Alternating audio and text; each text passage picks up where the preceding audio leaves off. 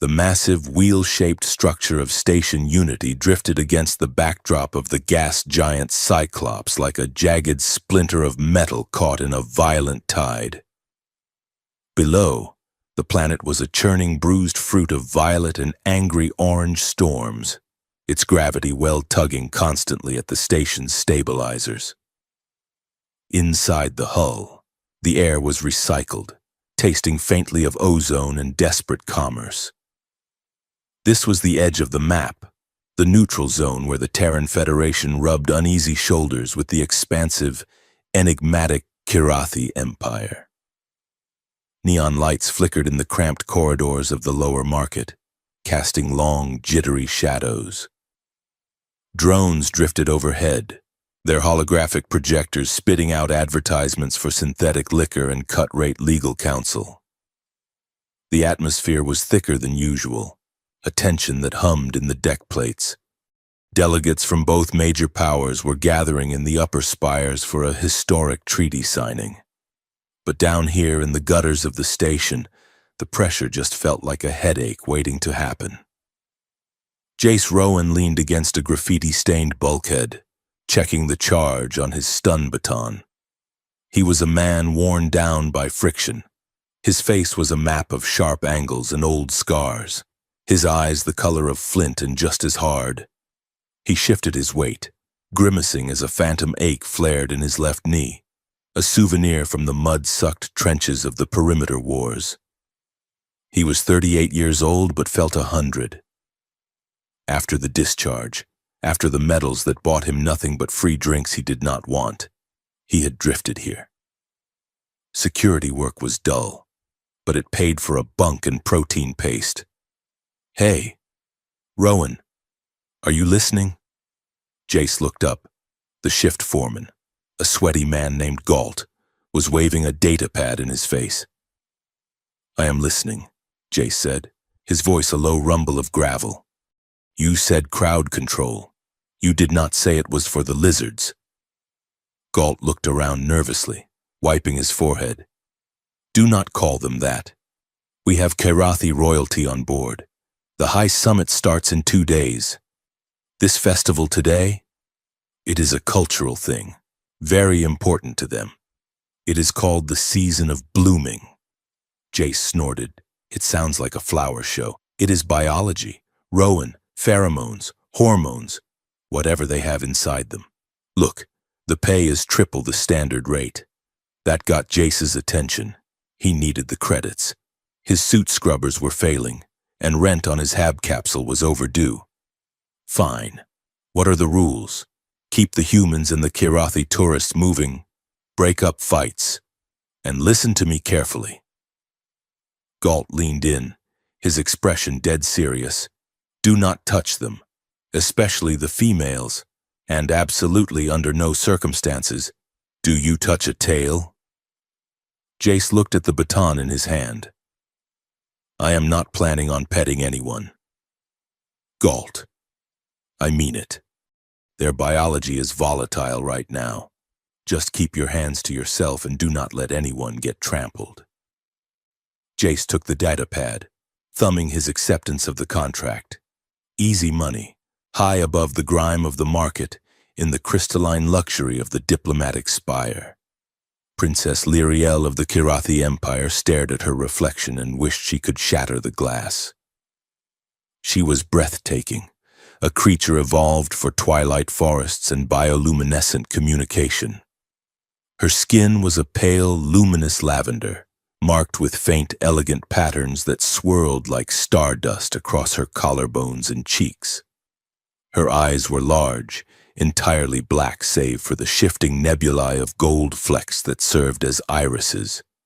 But it was her tail that drew the eye, a long, muscular, and incredibly expressive limb that tapered to a sensitive tip, currently twitching with agitated energy. "Your Highness, the bonding ceremony is merely a formality," her advisor Vorian said smoothly from the doorway. He was an older Kirathi, his scales duller, his tail limp with age and lack of ambition. "The Terran ambassador's son is a suitable genetic match for the treaty parameters." Lyriel turned, her heavy ceremonial robes rustling like dry leaves. It is not a formality to me. Vorian, it is a cage. You are selling my biology to seal a border dispute. It is peace, princess. And with the blooming season upon you, your body will crave the connection. We are merely guiding that instinct toward a politically advantageous outcome. Lyriel felt a flush of heat beneath her skin, the biological imperative of her species rising like a tide. The blooming season was a time of heightened sensitivity, where touch became a language louder than words, where a bond could be forged in a heartbeat if the resonance was right. The thought of being shackled to a stranger, a human who understood nothing of the sacred songs or the tail dance, made her stomach turn. "I need air," she said abruptly. "You cannot leave the suite. The station is not secure. I need to walk. I will wear a disguise. I simply want to see the festival. My people are celebrating below. I am trapped in a glass box." Vorian sighed, tapping a claw against his datapad. "I will summon the guard detail." "No guards," Lyriel insisted, grabbing a heavy traveler's cloak from a hook near the door. "If I go with guards, I am not seeing anything. I will stay in the upper promenade. 10 minutes, Vorian, or I will scream during the signing ceremony until the audio recyclers burst." The threat was childish, but effective. Vorian hesitated, then bowed low. 10 minutes. If you are not back. I locked down the sector. Lyriel did not wait for him to change his mind. She swept the hood up, ensuring her long, glowing hair was hidden, and tucked the heavy length of her tail into the specially designed pocket of the cloak. It was uncomfortable, cramping the sensitive appendage, but it was necessary. She slipped out the service door, heart hammering against her ribs, desperate for a taste of chaos before her life was signed away on a piece of digital paper. The festival corridor was a riot of noise. Jay stood near a junction point, arms crossed, watching the flow of traffic.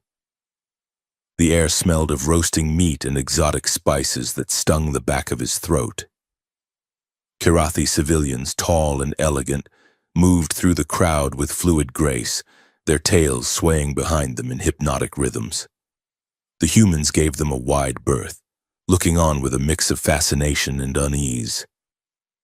Jace checked the time. He had been on station for 2 hours. Nothing had happened except a drunk docker trying to sing a Kirathi ballad and getting booed. He adjusted his earpiece. "Control. This is Rowan. Sector 4 is clear. Can I take a break?" "Negative. Rowan. Intel suggests chatter is spiking. Keep your eyes open." Jace scowled. Spiking chatter usually meant trouble. He scanned the crowd, his soldier's instinct kicking in. He looked for the out of place, the nervous, the sweating. He saw a hooded figure moving near the edge of the walkway, close to the railing that overlooked the massive drop into the reactor coolant shafts. The figure moved awkwardly, as if fighting its own center of gravity. Lyriel was struggling. The cloak was stifling, and the sensory input of the market was overwhelming. The smells, the noise, the sheer number of minds pressing against her personal space. It was triggering the blooming fever. Her skin felt hot, her breath coming in short, sharp gasps. She needed to get back. This had been a mistake. She turned to head back toward the lift, but the crowd was thickening, a wall of bodies. Then, the world turned white. A concussive blast erupted from a waste disposal unit 20 feet away. It was not a station killer, but it was enough to shatter eardrums and throw bodies through the air. Metal shrapnel pinged off the bulkheads. Warning shot, Jace thought instantly, even as he dropped to a crouch. That was a shaped charge. The crowd did not analyze the physics. They panicked. A wave of humanity and aliens surged away from the blast zone. A terrifying stampede of screaming voices and flailing limbs. Lyriel was small compared to the dock workers and heavy worlders around her. She was slammed sideways, the breath driven from her lungs. Her hood fell back, revealing her luminous skin and the terrified wideness of her eyes. She was shoved hard, her boots losing traction on the slick deck plating. She tumbled toward the open maintenance shaft that the explosion had rattled loose. The safety grating was gone. Below was a 100-foot drop into the grinding machinery of the station's air cyclers. She scrabbled for a handhold, her fingers sliding on the metal. She slipped over the edge, a scream tearing from her throat. Jace saw her. He did not think. He did not consider the briefing or the rules or the politics. He saw a civilian going over the edge, and his body moved with the muscle memory of 2 decades of combat. He lunged, diving across the walkway, sliding on his chest. His hand shot out, grasping for anything to catch her. He missed her hand. He missed her cloak. His gloved hand closed hard around the only thing within reach, her tail, which had lashed out in a reflex of balance. He gripped it tight, the muscles of his forearm locking. "Got you," Jace grunted, the strain tearing at his shoulder. The moment the station's emergency lights flickered red, time seemed to distort. It slowed down, stretching into a thick, viscous silence. Lyriel gasped. The sound was not of fear, but of a shock so profound it bordered on agony. Jace felt it through his glove. The tail was not just a limb, it was alive in a way that felt electric. He could feel a pulse, rapid and thundering, beating against his palm. A searing heat radiated from her scales, passing through the thermal lining of his tactical gear and shooting straight up his arm. He hauled her up. She was light, lighter than a human, and she came up over the lip of the shaft with a fluid, boneless grace, collapsing on top of him. Jace rolled onto his back, breathing hard, pinning her safely against his chest to keep her from being trampled by the fleeing mob. "Are you hit?" he shouted over the blare of the klaxons. "Check your extremities." Lyriel did not answer. She was staring at him. Her face was inches from his. Her pupils, those strange golden nebulas, were dilating rapidly, swallowing the black of her eyes until they were pools of solid molten gold. Her scent hit him, not perfume, but something biological and potent, like ozone and crushed vanilla, heavy and intoxicating. Jace blinked, feeling a strange dizziness that had nothing to do with the explosion. "Lady, you need to move. We are sitting ducks here." She lay paralyzed on top of him, her chest heaving against his armor. Her tail, which he had released, whipped around and slapped against the deck, then curled tight, the tip quivering. "Kal Tora," she whispered. The word vibrated in her chest, resonating against his own. "What?" Jace asked, trying to sit up. "Guards! Secure the sector! A squad of Karathi royal guards, armored in iridescent plating, burst through the smoke, rifles raised. They saw the princess lying on the floor, entangled with a human security guard. They saw the human's hand lingering near her hip. They saw the way her tail was thrashing, the scales glowing with a rhythmic, pulsing light. "Get away from her!" the lead guard roared, leveling a heavy energy cannon at Jace's head. Jace threw his hands up, the universal gesture of surrender. "Whoa! I just pulled her out of the shaft. She fell." He touched her. One of the guards screamed, his voice cracking with horror. "Look at her biosigns." He touched the tail. Jace was confused. "Yeah. I grabbed her tail to stop her from becoming ground meat in the ventilation fans. You are welcome." The lead guard did not lower his weapon. He looked ready to fire. "You have defiled the princess during the blooming. Die, human. Wait!" Lyriel scrambled up, placing herself between Jace and the weapon. Her voice was shaky but commanded an authority that froze the soldiers in place. "Stand down, Captain. Do not fire. Your Highness, he assaulted you." "He saved me." Lyriel said, her breath hitching. She looked back at Jace, who was still sitting on the deck, looking bewildered and annoyed. And he has made a claim. The guards lowered their weapons slightly, exchanging looks of absolute shock. A claim? The captain whispered. A human? Lyriel wrapped her arms around herself, shivering violently. He claimed to me, if you kill him now, the psychic backlash will cripple me. Secure him. Do not hurt him. Jace stood up slowly, dusting off his knees. Hey, lady, I do not know what you are talking about. I am just doing my job. I am going to go now, okay? The guards moved in a blur of speed. Before Jace could reach for his baton, he was slammed against the bulkhead, magnetic cuffs snapping around his wrists. You are going nowhere. Claim layer, the captain hissed. The interrogation room was stark white, blindingly bright, and cold enough to see your breath. Jace sat on a metal chair that was bolted to the floor. They had taken his armor, his weapons, and his comms. He was in his gray undershirt and trousers, shivering slightly. The door hissed open. It was not the guards. It was a tall, severe Karathi official with robes that looked like they cost more than Jace's entire lifetime earnings.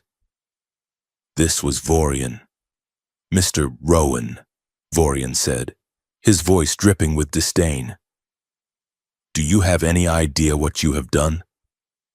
I saved a girl from falling down a hole, Jace said flatly. I expect a thank you in my paycheck. Vorian placed a datapad on the table. It showed a biometric readout, a chaotic mess of spikes and waves. This is Princess Lyriel's hormonal baseline. This red line? That is her state before the incident. This chaotic explosion of data? That is her state the moment your hand made contact with her caudal nerve cluster. Speak English, Jace said. You grabbed her tail, Vorian snapped. During the height of her blooming cycle. In Karathi culture, the tail is not merely a limb. It is an extension of the nervous system and the emotional center. To grab it firmly, to hold it, is an act of dominance, of possession. Jace stared at him. You are kidding me. It is a biological trigger, Mr. Rowan.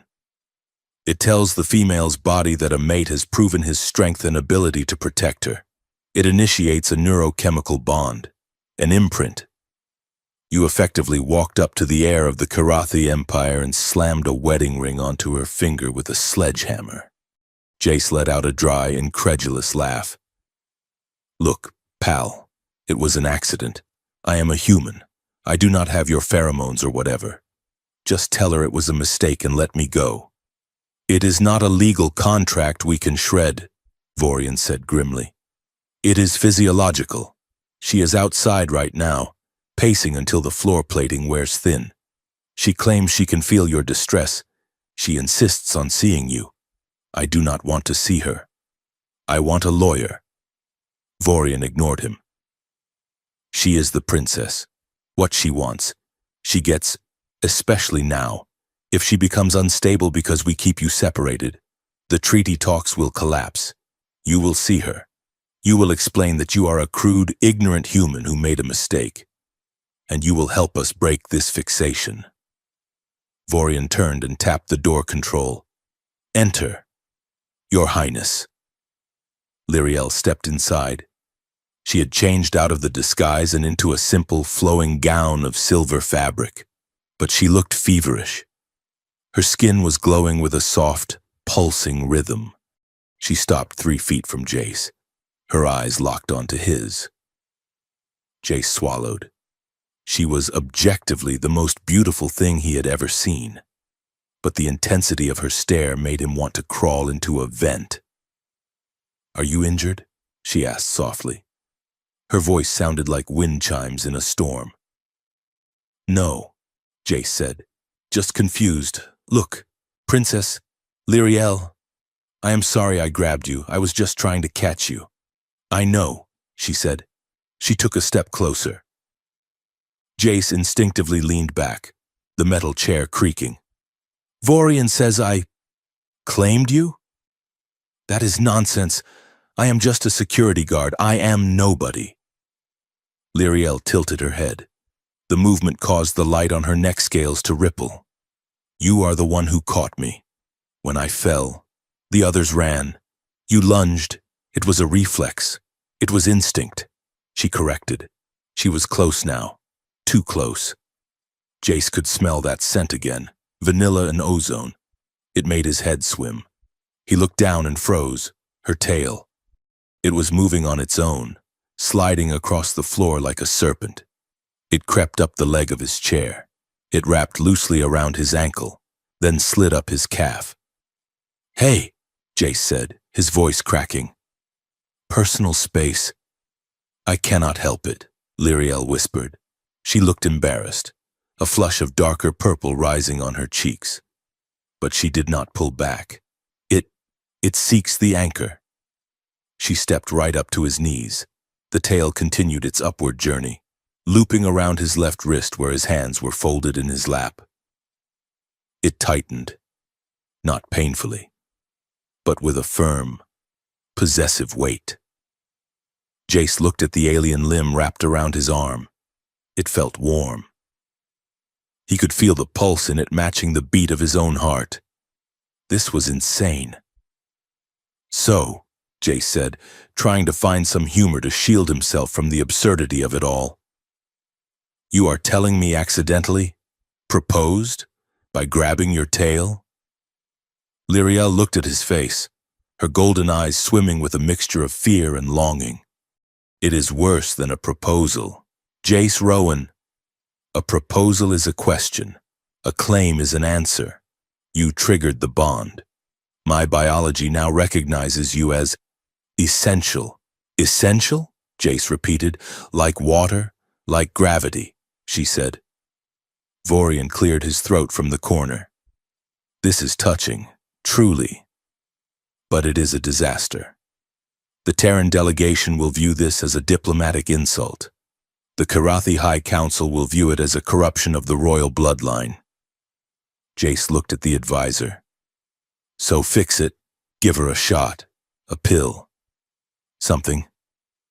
There is no pill for the blooming, Lyriel said sharply, her tail tightening on Jace's wrist. If you separate us now, while the bond is fresh, the withdrawal will be physical. Painful. Vorian rubbed his temples. We have a crisis. The treaty signing is in 48 hours. If the princess appears at the ceremony looking love-struck and bonded to a human mercenary, we are laughingstocks. But if we lock Mr. Rowan away and the princess collapses from withdrawal, we are weak. There is a third option, Lyriel said. Her voice was stronger now, grounded by the contact with Jace. Vorian looked at her. Which is?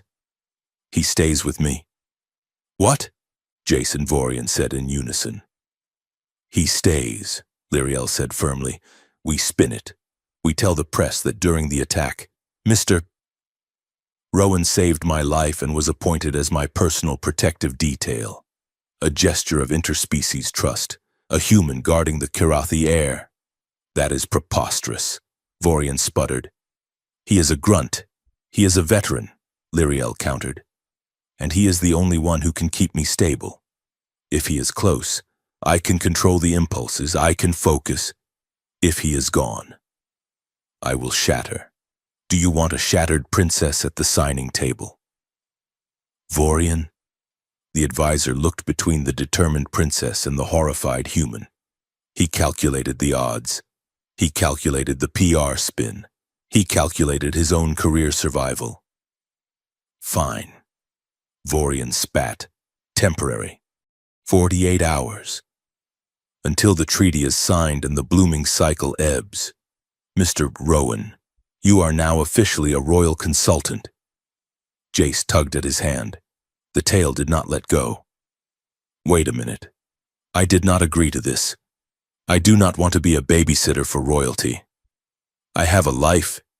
You have 3,000 credits in debt and a lease expiring on Tuesday. Vorian said coldly. We checked your file.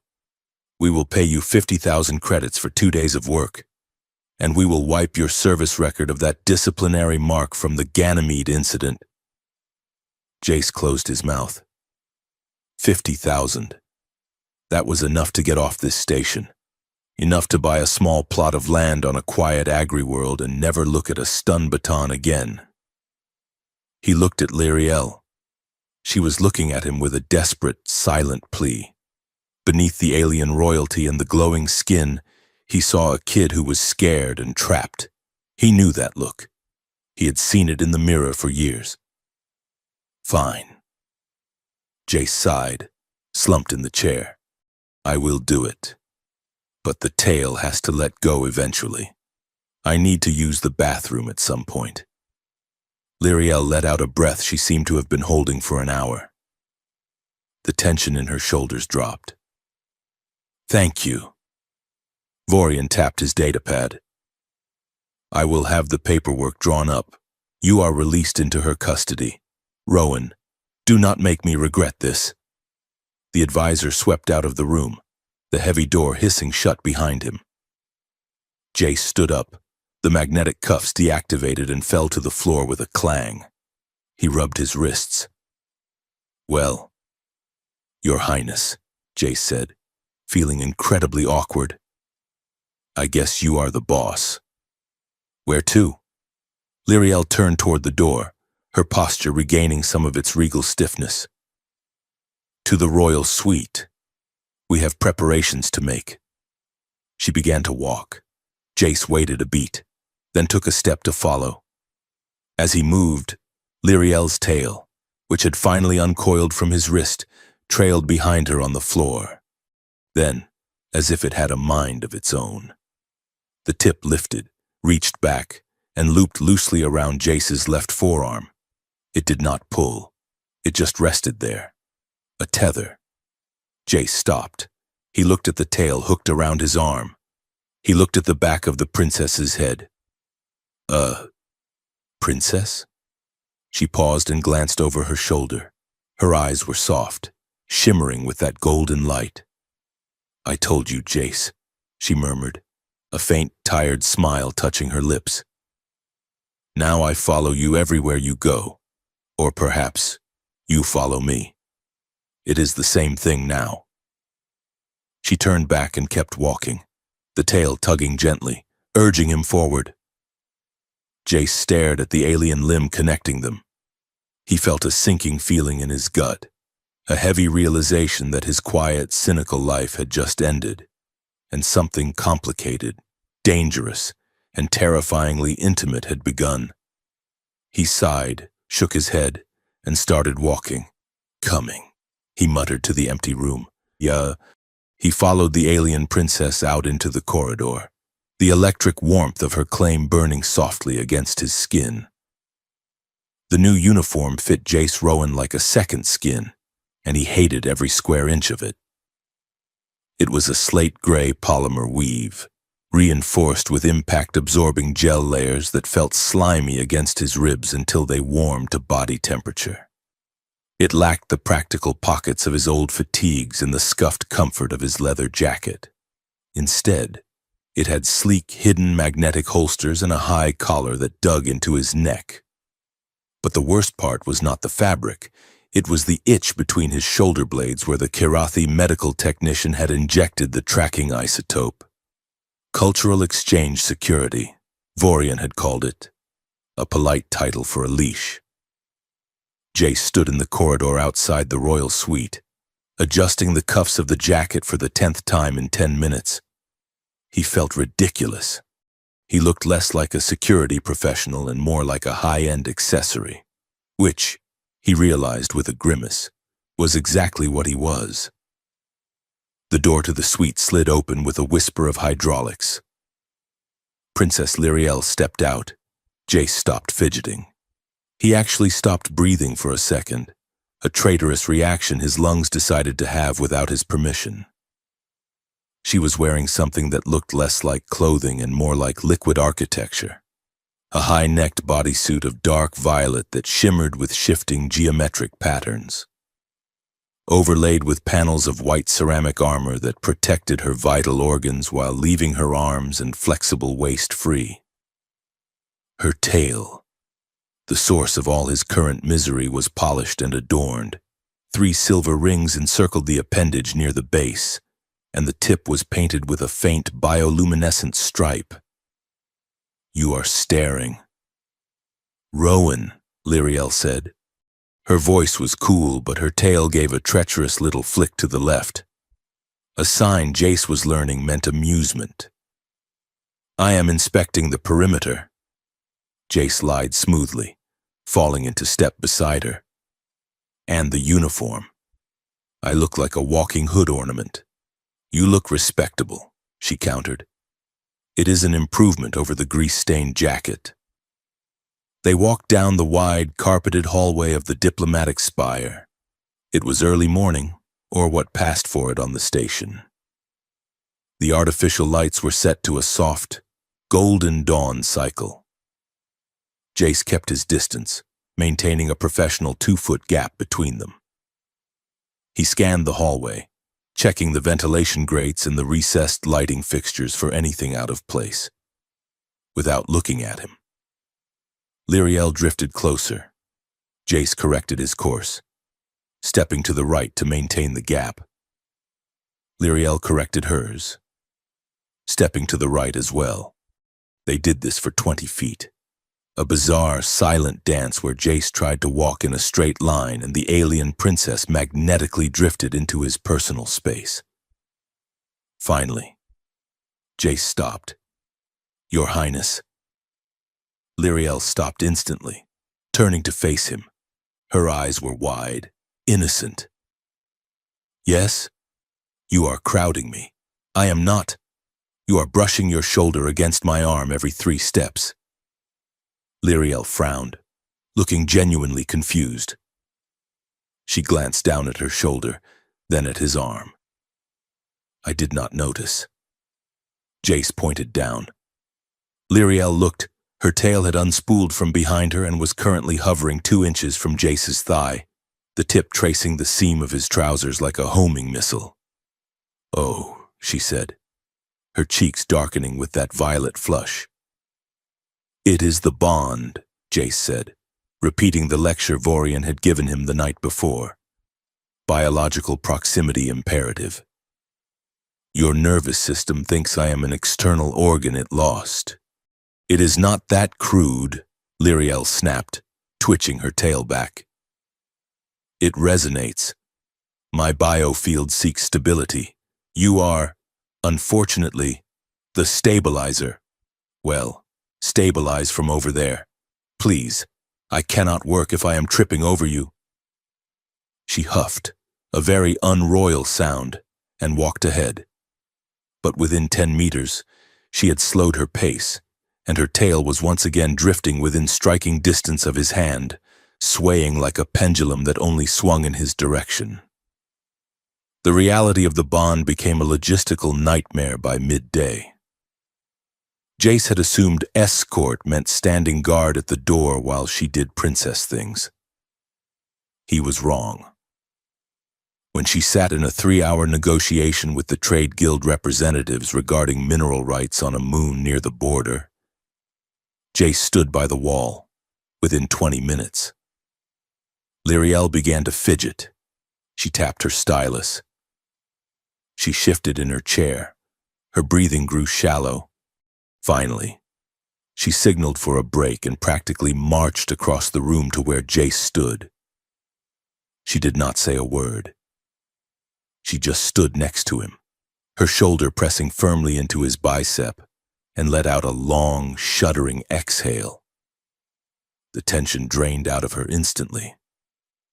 The trade delegates stared.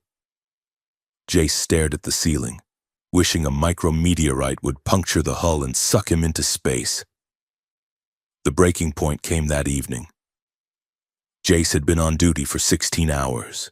His head throbbed, and the phantom ache in his knee was flaring up. He needed 5 minutes of silence and hot water. "I am taking a shower," he announced. Lyriel was sitting on the sofa in the suite's common area. reading a holographic report. She looked up. Very well. Jace retreated to the guest quarters assigned to him, which were connected to the main suite. He locked the door. He stripped off the tight uniform, tossing it onto the bed with a sense of profound relief. He stepped into the small sonic shower unit and turned the dial to scald. The water hit him, steaming and loud. He closed his eyes, leaning his forehead against the tile. Finally, alone. The door chime rang.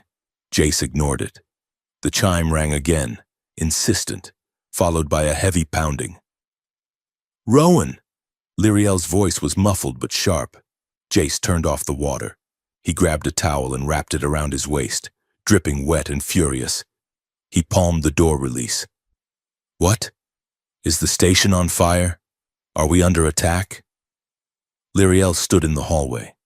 She was wearing a loose sleeping robe, her hair unbound and tumbling over her shoulders like a waterfall of light. She looked agitated, her hands clenching and unclenching. Why are you so far away? She demanded. Jace stared at her, water dripping from his nose. I am in the next room. It is 20 feet. It feels like a kilometer, she snapped. She pushed past him into his quarters, pacing the small rug. I could feel your heart rate drop, then spike, then the connection felt thin, like a radio signal losing frequency. It hurts. It hurts? Jace asked, his annoyance softening slightly. It is like a noise in my head, she said, rubbing her temples. A static hiss that gets louder the further you go. When I am near you, it stops. Jace sighed, running a hand through his wet hair. Princess, I cannot live in your pocket. I need to shower. I need to sleep. Humans need privacy.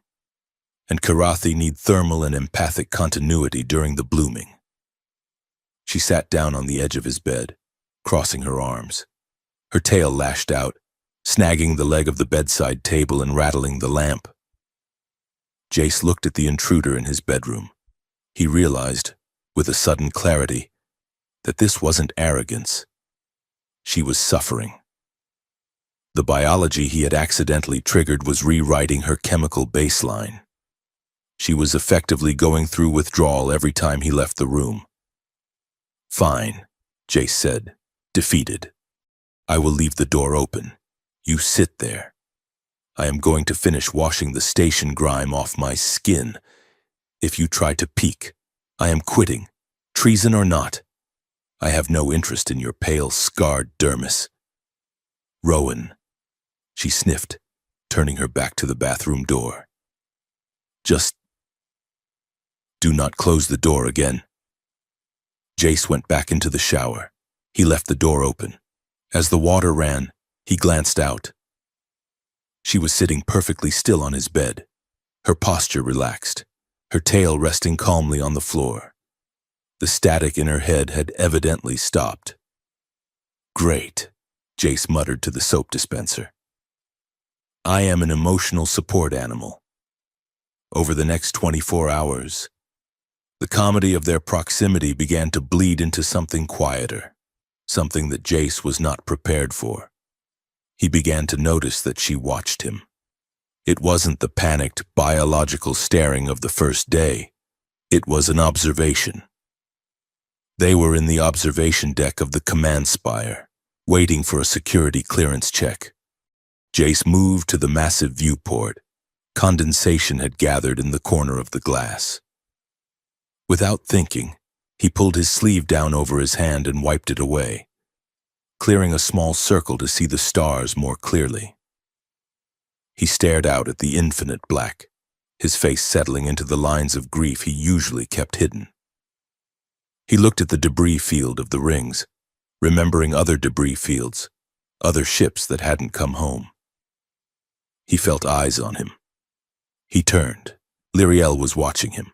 She wasn't looking at his hands or his uniform. She was looking at his eyes. What? Jace asked, his voice rougher than he intended. You checked the exits. she said softly. Every room we enter, you count the people, you check the exits, and you look at the stars like you are looking for ghosts. Habit, Jace said, turning back to the window. Bad memories? Enough to fill a cargo hold. She moved closer, silent on the deck plates. Her presence was a warmth at his back. I thought human soldiers were trained to be unfeeling, machines of meat and bone. That is what the propaganda says. Propaganda leaves out the nightmares, Jace said. And the part where we are just people who got handed rifles because we were poor or bored or stupid. Lyriel was quiet for a long moment. I have never been allowed to look at the stars like that, she said. To just look. For me, the stars are territories, resources, the strategic points. I have never been allowed to just wonder who is out there. You are a princess. You own half of them. I own nothing, she said, a bitter edge to her voice.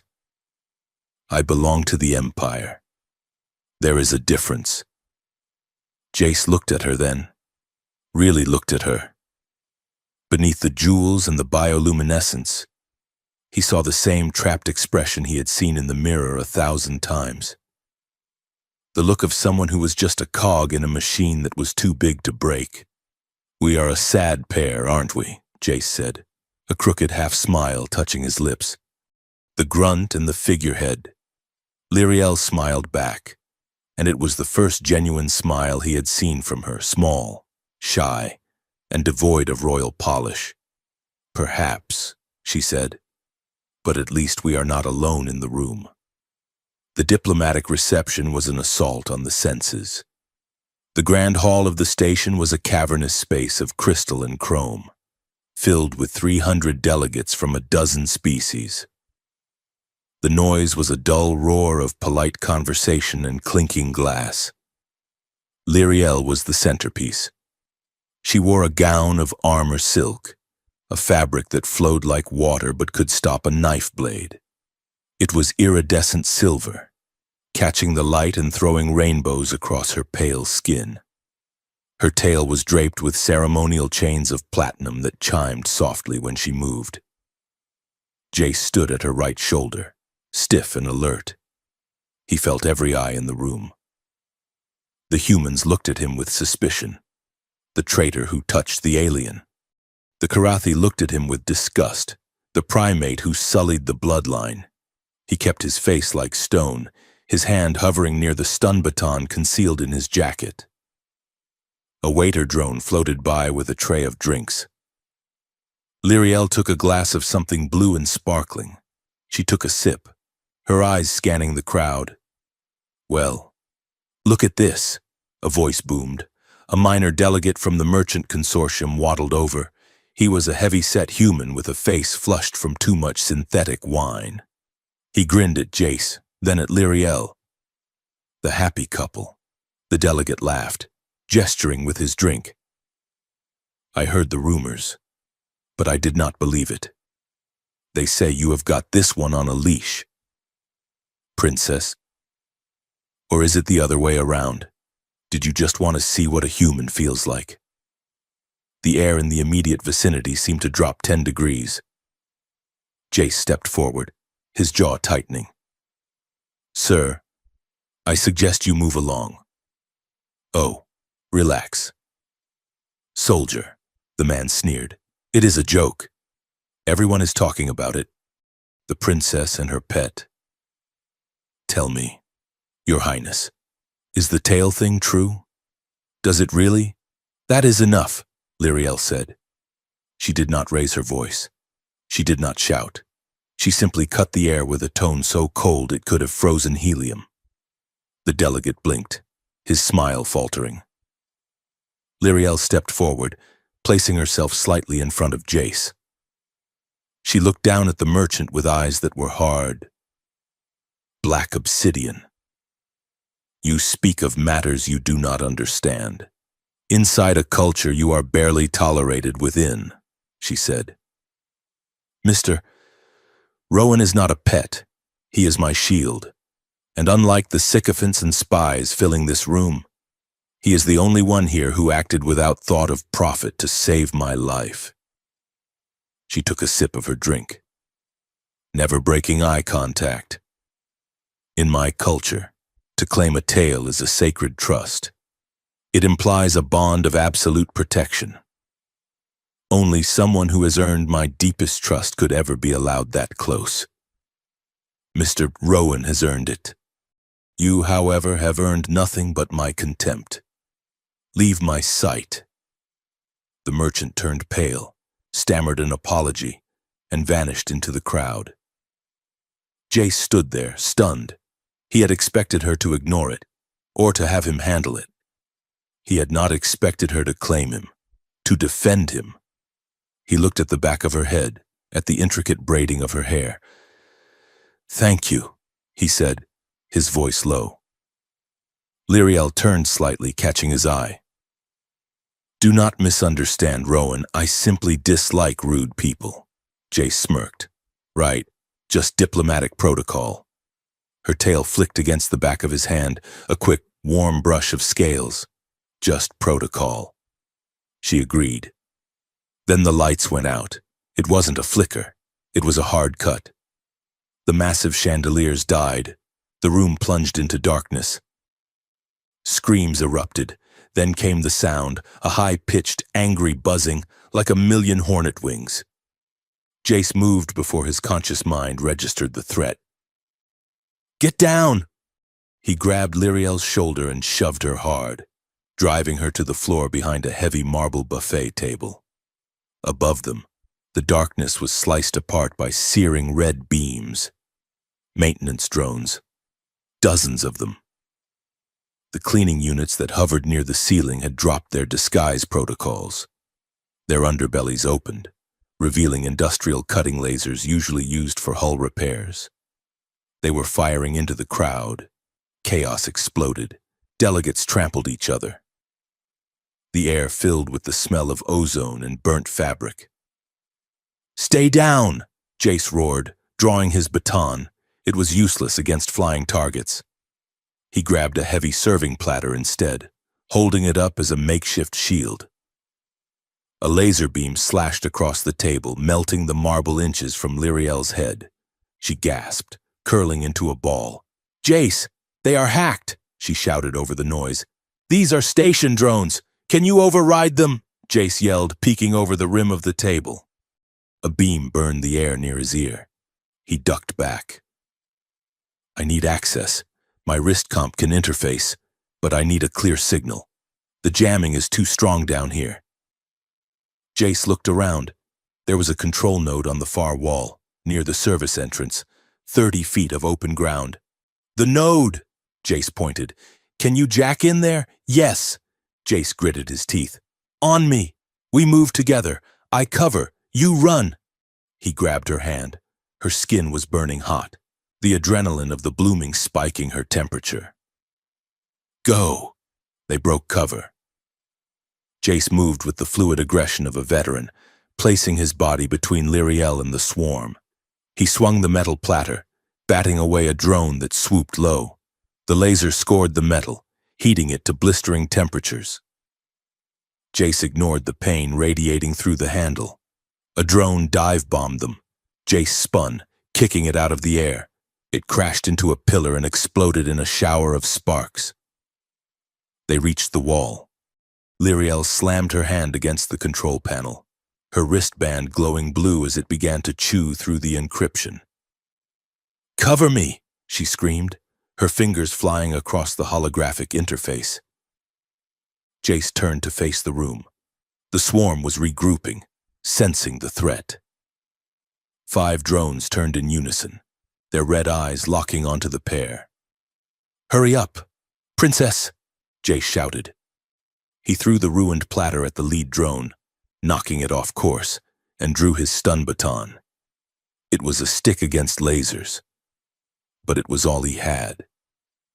Suddenly, he felt a weight press against his lower back, a muscular serpentine coil wrapped around his waist, locking tight, Lyriel's tail. She was not looking at him, she was focused on the screen. But her tail had reached out, anchoring her to him. It pressed him against her, back to back, through the thin fabric of his uniform. Jace felt the surge. It wasn't just physical pressure, it was a jolt of pure adrenaline and focus that wasn't his own. He felt her fear. Yes, but also her ferocious determination. Her mind was bleeding into his, sharpening his senses. He could see the drone slower, clearer. He ducked a beam that should have taken his head off. He moved with a speed he hadn't possessed in 10 years. "Got it!" Lyriel shrieked. She slammed a final command into the panel. The buzzing stopped. 50 drones froze in mid-air. Then, in unison, they dropped like stones, crashing to the floor with a deafening clatter. Silence fell over the ruined hall, broken only by the moans of the injured and the sizzle of melted carpet. Jace slumped against the wall, chest heaving. He looked down. Lyriel's tail was still wrapped around his waist, tight enough to bruise. She was breathing hard, her forehead resting against his shoulder blade. "You okay?" Jace asked, his voice raspy. "I am intact," she whispered. The political spin machine moved faster than the medical teams. By the time Jace and Lyriel were escorted out of the hall by a phalanx of heavy guards, the narrative was already being written. "Human extremists," Vorian hissed as he paced the secure holding room. "Terrorists opposed to the treaty. They hacked the station grid." Or a Kirathi general muttered, eyeing Jace. It was a false flag, engineered by the human who has conveniently inserted himself into the princess's inner circle. Jace ignored them. He was sitting on a biobed in a private medical bay, stripped to the waist. The medical drone was applying dermal regenerator gel to a nasty burn across his left deltoid where a laser had grazed him. Lyriel sat on the adjacent bed. She was unhurt physically, but she was vibrating with residual adrenaline. She had refused to leave his side, growling at a nurse who tried to separate them. The officials finally left to argue in the hallway. The door hissed shut, leaving them in the dim, blue-lit silence of the med bay. Jace hissed through his teeth as the gel stung. "Hold still," Lyriel said softly. "Easy for you to say, Your Highness. You are not the one being marinated in antiseptic." Jace looked over at her. She was staring at his bare chest. He felt a sudden flash of self-consciousness. He wasn't the genetically perfected specimen of a Kirathi noble. He was a map of violence. His torso was a landscape of old injuries. A jagged keloid scar ran from his collarbone to his sternum, shrapnel from the siege of Europa. 3 round puckered marks on his ribs, plasma burns from a border skirmish. A long, thin line across his stomach where a knife had nearly gutted him in a bar fight on Mars. Lyriel slid off her bed. She moved silently to stand behind him. Jace stiffened. "What are you doing?" She did not answer. Jace felt a touch on his back. It wasn't a hand.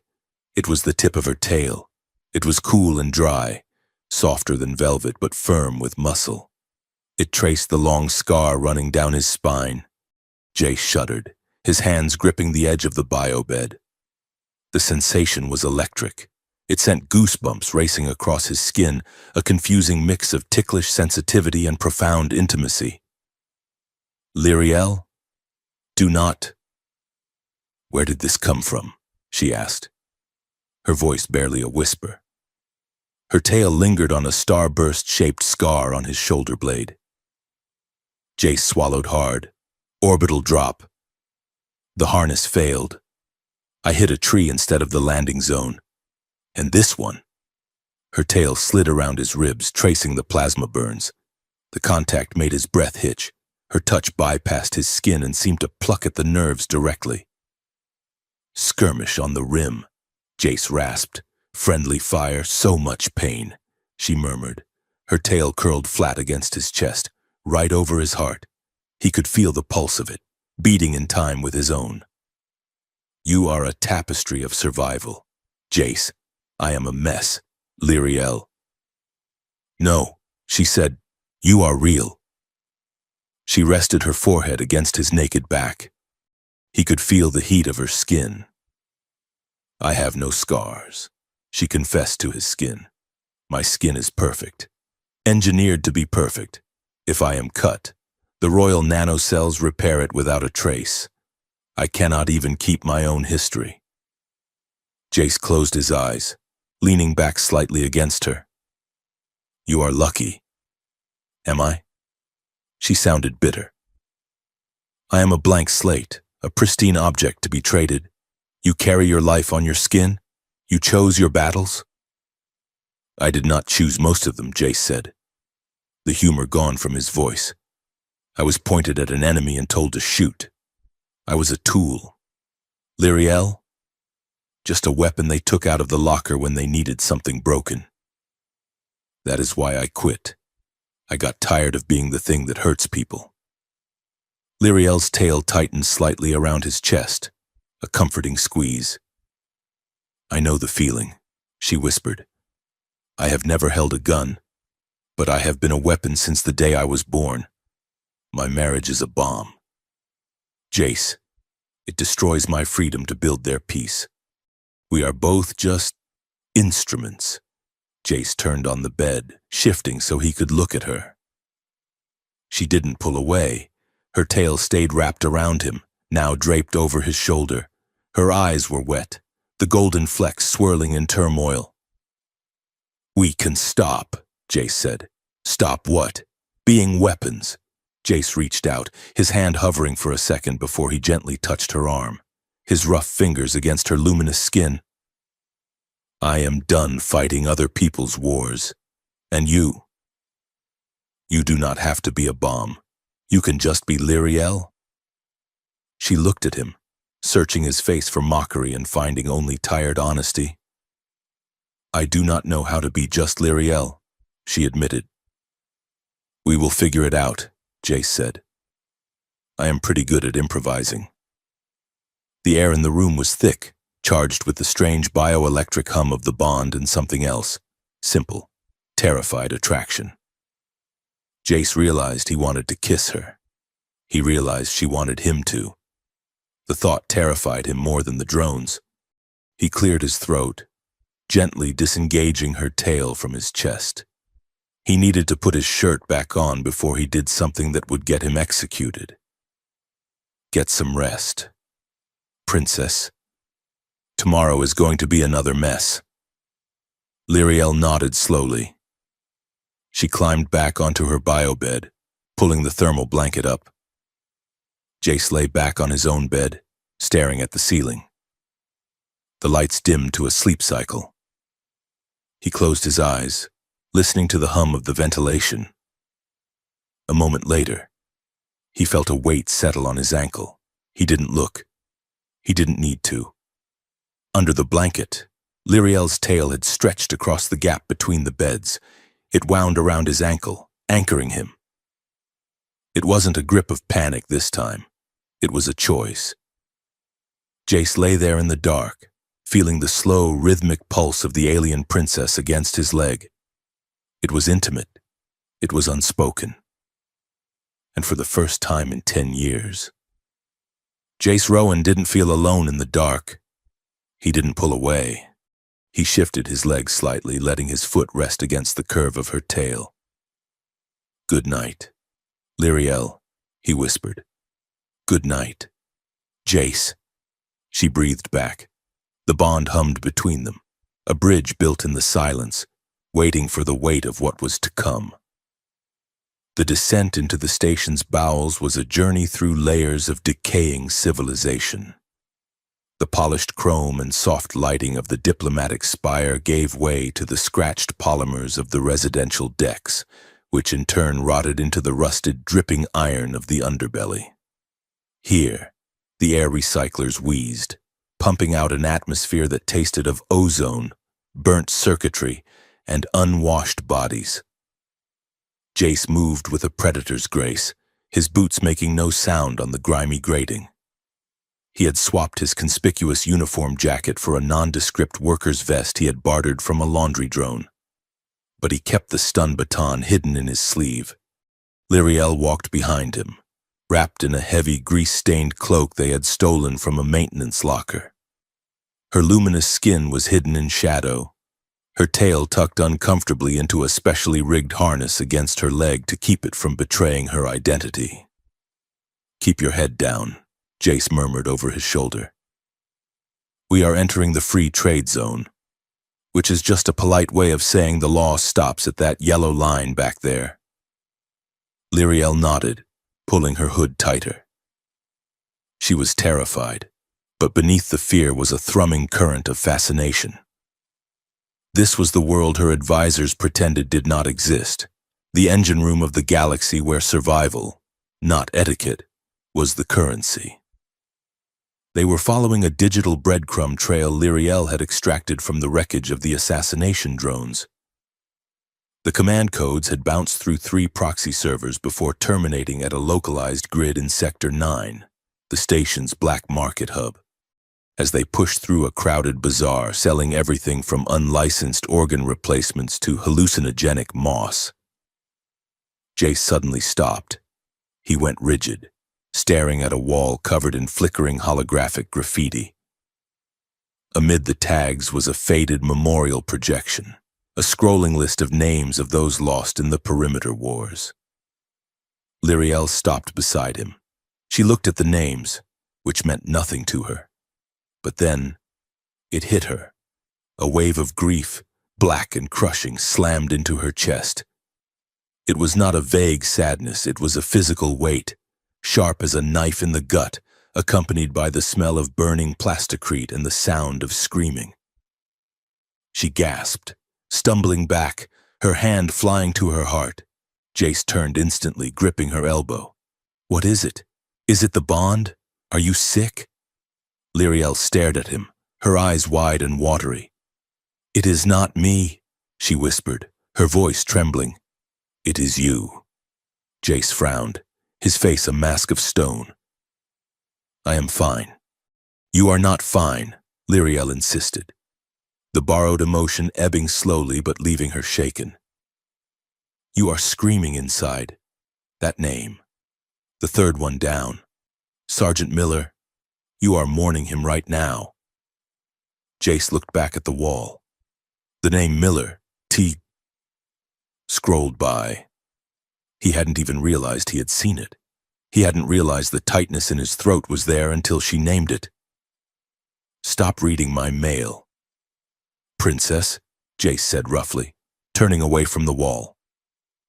"I cannot help it," she countered, hurrying to keep up with his long strides. "It is the echo. Since the attack, the connection is louder. I feel your ghosts." "Jace." Jace didn't answer, but his pace increased. He felt exposed. The bond had been a physical annoyance before, a magnet pulling them together. Now it was becoming invasive. He glanced at her sideways. If she could feel his grief. What else could she feel? The constant low-level hum of anxiety? The way his pulse spiked whenever she brushed against him in the narrow corridor? He pushed the thought away. Focus on the mission. They reached a freight corridor that smelled of coolant and stale spices. At the end of the hall was a reinforced door marked with the crest of a defunct mining guild. "This is the source of the signal," Lyriel whispered, checking the readout on her wrist comp. The encryption keys for the drones were authorized from a terminal inside. Jace checked the locking mechanism.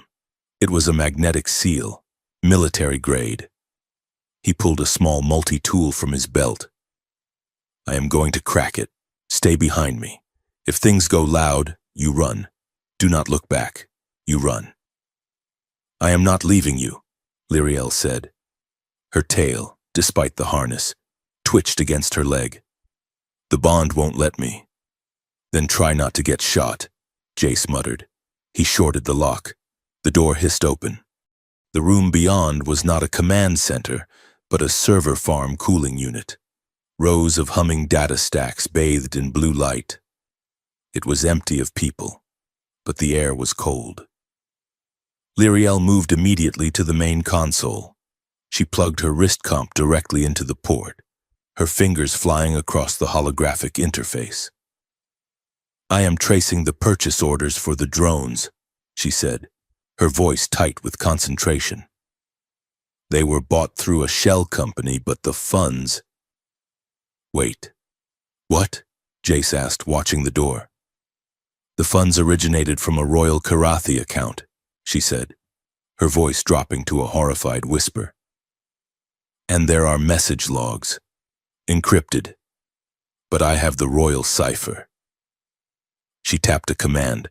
A stream of text projected into the air. It was a conversation between two parties.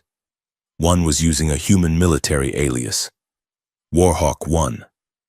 The other was signed with a complex Karathi sigil. Jace read the text. "The target must be eliminated before the signing. The treaty is a surrender of our sovereignty. Make it look like human incompetence." "That sigil," Jace pointed. "Who is that?" Lyriel stood frozen, her skin paling to a dusty gray. "It is the sigil of House Voron." "Chancellor Voron?" Jace asked. "Your mother's right hand? The guy who gave me this job?" "He has been my mentor since I was a child," Lyriel whispered, betrayal vibrating in her voice. "He taught me statecraft. He told me this marriage was necessary for peace. And all the while, he has been coordinating with human radicals to ensure peace never happens." She looked at Jace, her eyes brimming with tears. "He is using me. He is not trying to stop the war. He is trying to start one, and he is using my death as the spark." Jace felt a surge of anger, hot and protective. He stepped closer, placing a hand on her shoulder. "We are not going to let that happen." "We need proof," Lyriel said, wiping her eyes. "This terminal is just a relay. The messages mention a shipment. A special payload arrived at Docking Bay 42 within the hour. They say it is the final component for the disruption." "Docking Bay 42, Jace repeated. "That is in the smuggler's ring. Zero-gravity loading zone. We have to intercept it," Lyriel said, her voice hardening. "If we can capture that shipment, we have physical evidence of treason. Voron cannot spin that. It is dangerous. Lyriel, we are talking about mercenaries and black market tech. I do not care," she said. She looked at him, and for the first time, Jace saw the queen she might one day become. "He tried to kill me. Jace, he betrayed my family. I am done being a victim." Jace grinned, a sharp, dangerous expression. "All right then. Let's go crash a party." Docking Bay 42 was a cavernous sphere of metal, devoid of artificial gravity to facilitate the movement of heavy cargo. Crates floated in the air, tethered by magnetic lines. The only light came from the floodlights mounted on the loader drones and the distant, swirling storms of the gas giant visible through the massive atmospheric force field. Jace and Lyriel crouched behind a floating shipping container near the airlock. Ahead of them, a group of 6 heavily armed mercenaries were guiding a massive, sleek black canister toward a waiting shuttle. "Those are not standard station security," Jace whispered. "Those are Red Eclipse mercs, high-end killers." "And that canister," Lyriel hissed, squinting. "It has biohazard warnings, Kirathi markings.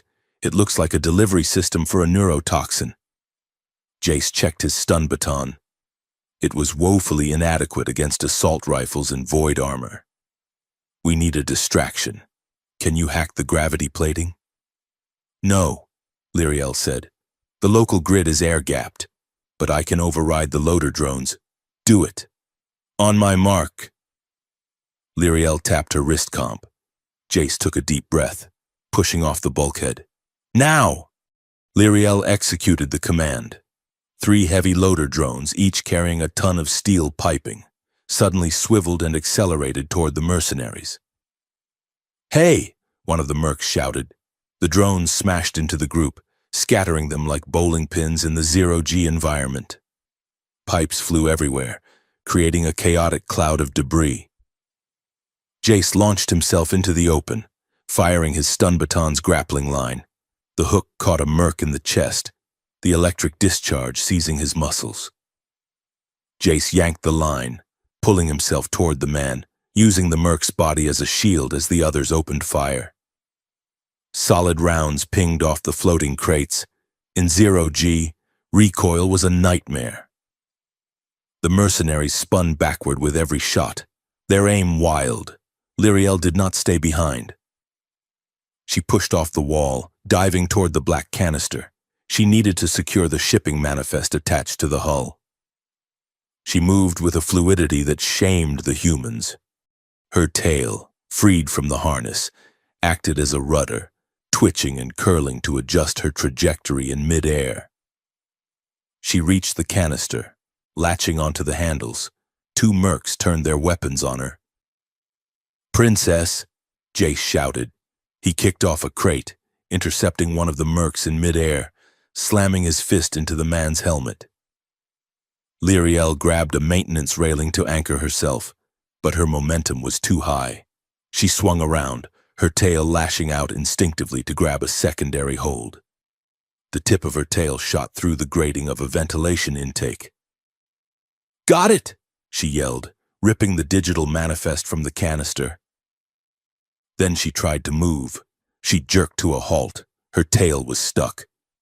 The grating had a jagged edge, and the sensitive scales near the tip had caught in the mesh. "Jace, I am snagged." Jace finished choking out the mercenary and looked over.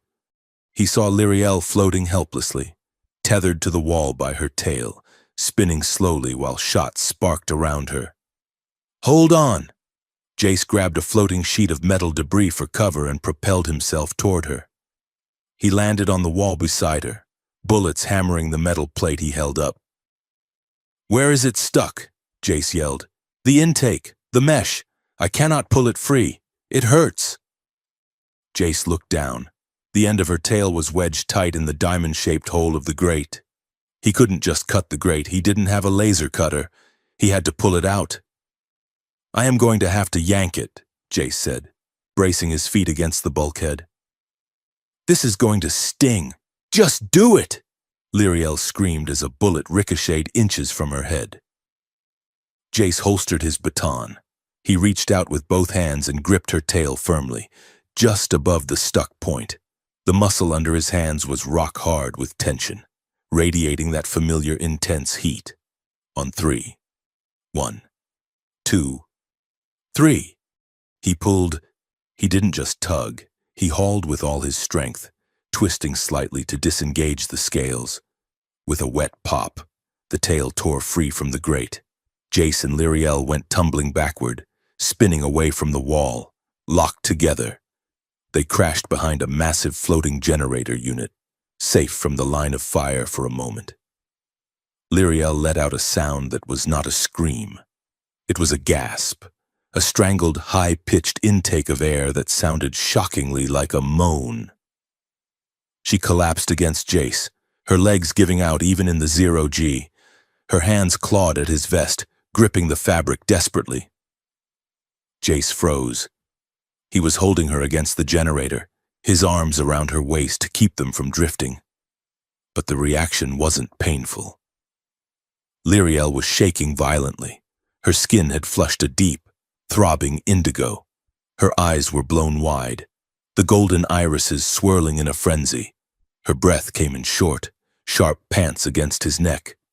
"Are you okay?" Jace asked, panic rising. "Is it broken?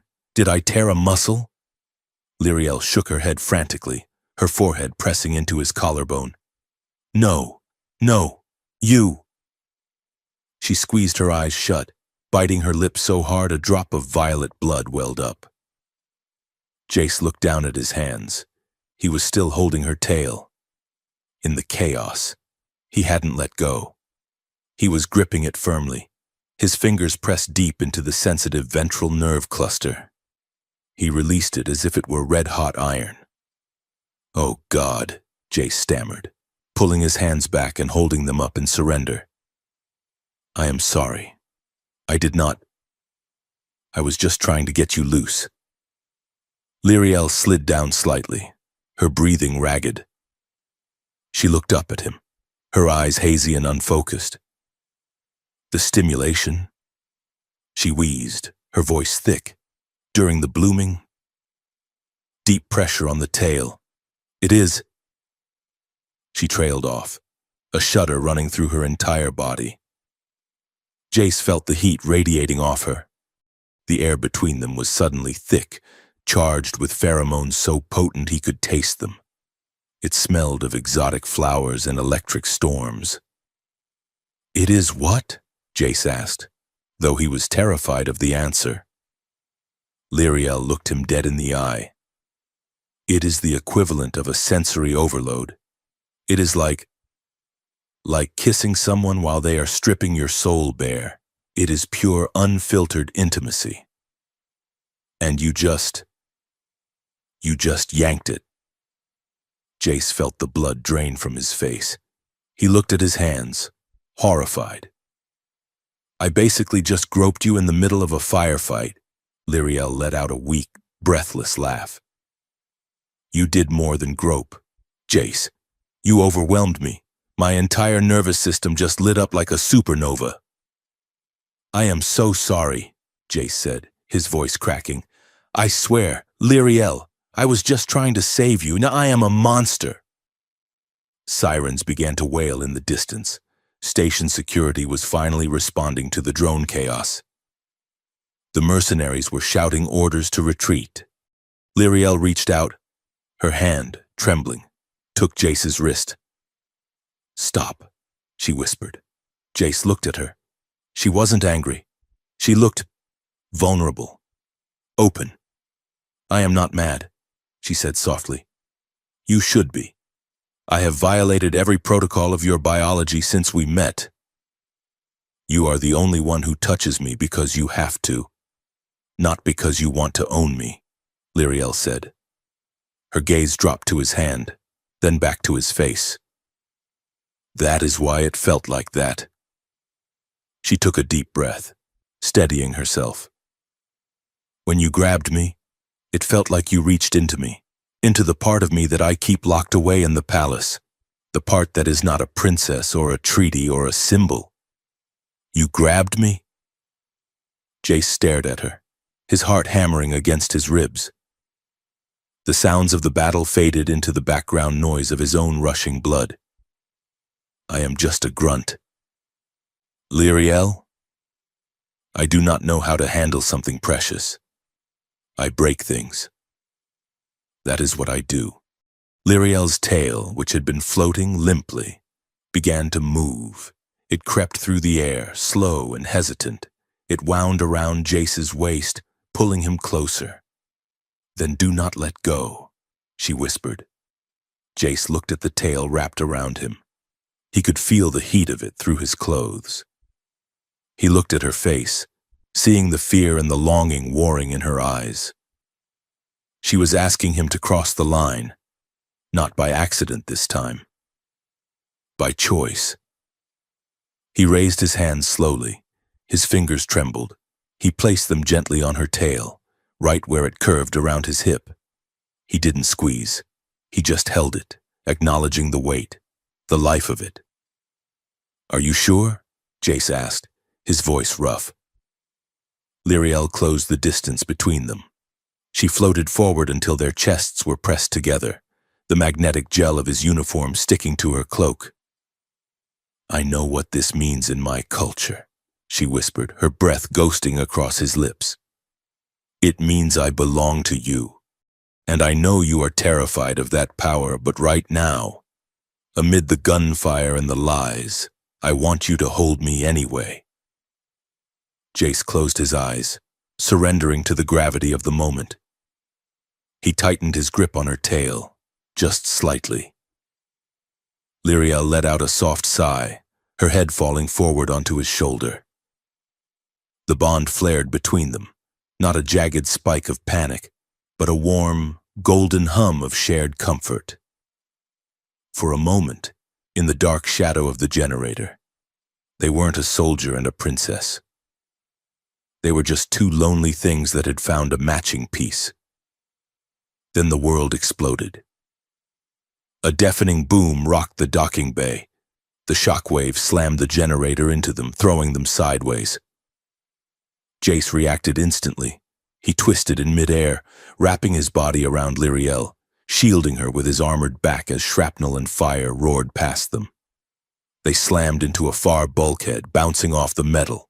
Jace grunted, winded, but kept his hold on her. He looked up.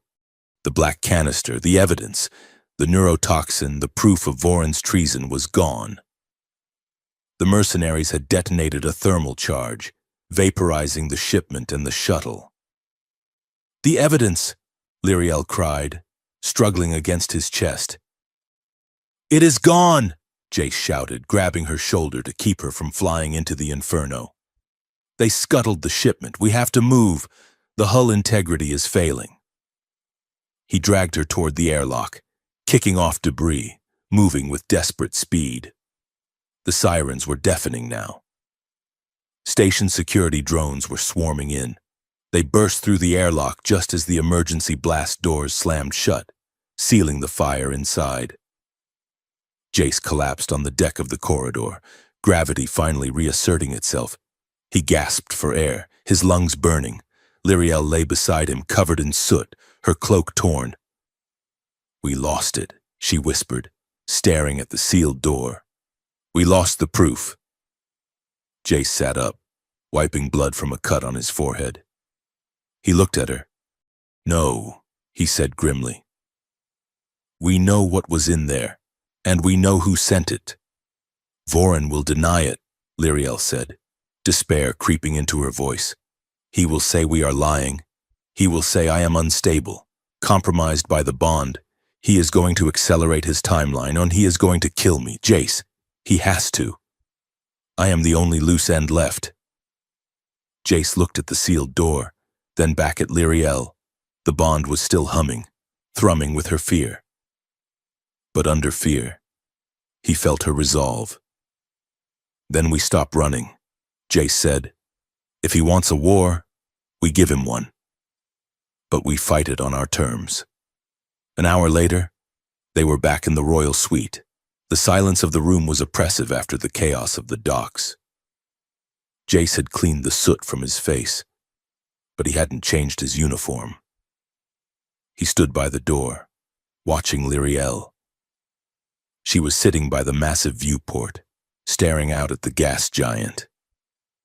The storm on the planet was raging, swirls of violet and crimson churning in the darkness. She looked small against the backdrop of the infinite storm. Jace walked over slowly. He didn't say anything. He just stood beside her, looking out. Lyriel didn't look at him, but her tail uncoiled from the chair leg and slid across the floor. It wrapped around his ankle, a familiar heavy weight. "Jace," she said softly. "Yeah? When you caught me? That first day, in the shaft. Yeah, I told you I felt forced, that my biology had betrayed me, that I was a prisoner of the imprint." Jace nodded. "I remember. You said it was worse than a proposal." Lyriel turned to look up at him.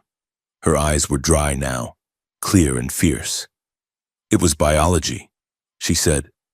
"It was hormones and instincts and a chemical reaction I could not control.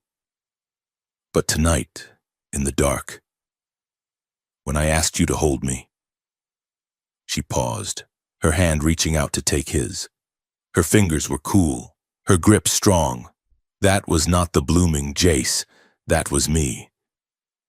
Jace felt a lump form in his throat. He squeezed her hand back. "I am starting to choose you, Jace," she whispered. "Not because my tail follows you, but because when the world was burning, you were the only one who tried to shield me from the fire. I am choosing you with my heart." Jace looked down at her. He felt shaken, unmoored. He had spent 10 years building walls to keep people out, to keep himself from caring, because caring meant you had something to lose. Now, looking at this alien princess with stardust in her eyes, he realized the walls were gone, and he was terrified. Not of the war, not of Vorin, but of the idea of a world where she wasn't holding his hand. I am not much of a prize. Princess, Jace said, his voice rough with emotion. I am broken, cynical, and I have a 3,000 credit debt. Lyriel smiled, and it was the most beautiful thing he had ever seen. Then it is a good thing I have plenty of credits, she said.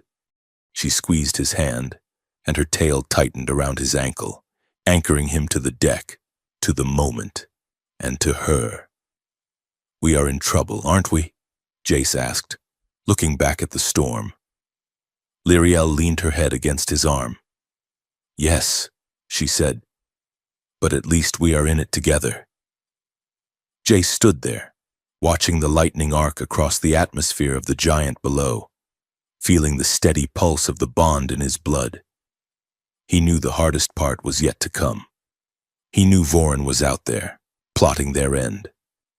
But for the first time in his life, Jace Rowan wasn't looking for the exit.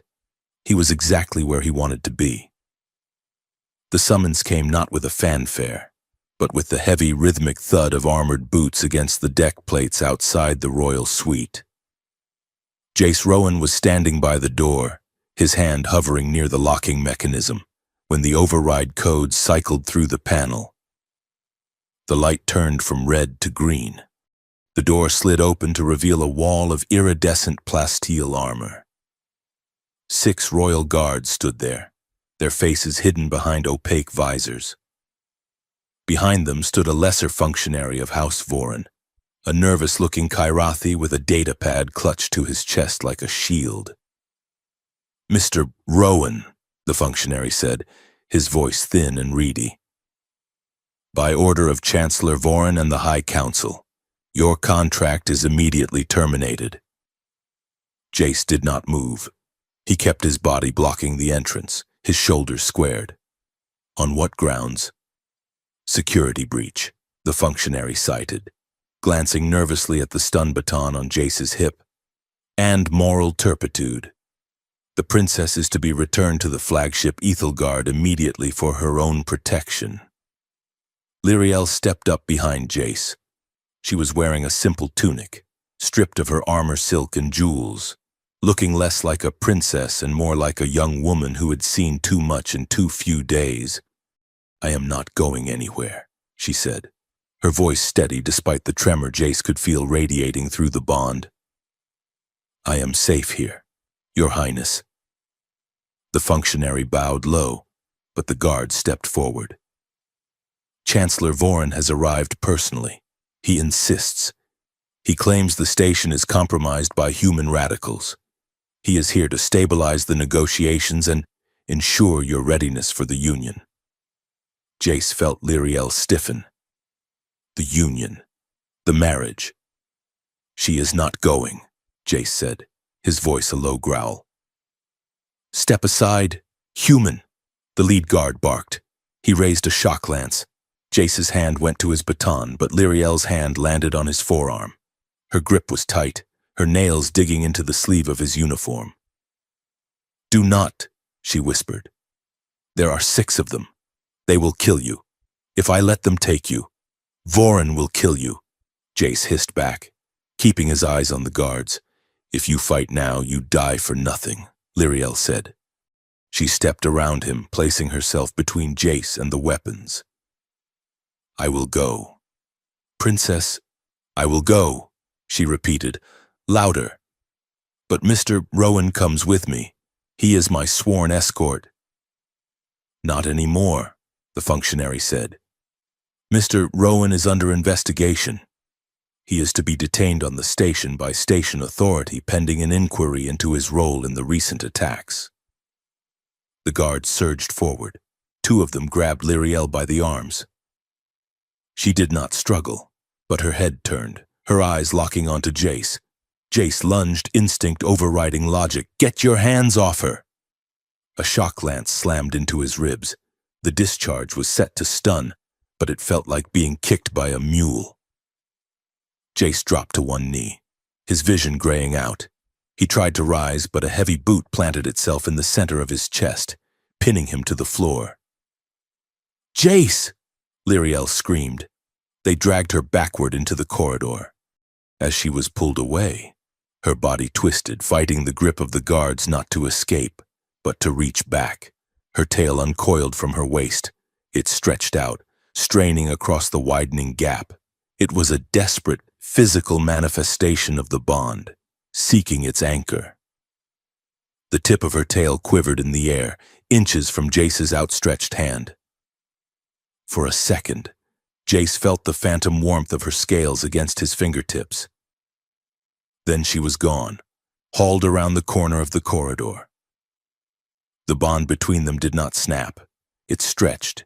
It was a physical sensation, a sickening vertigo that settled in the pit of Jace's stomach.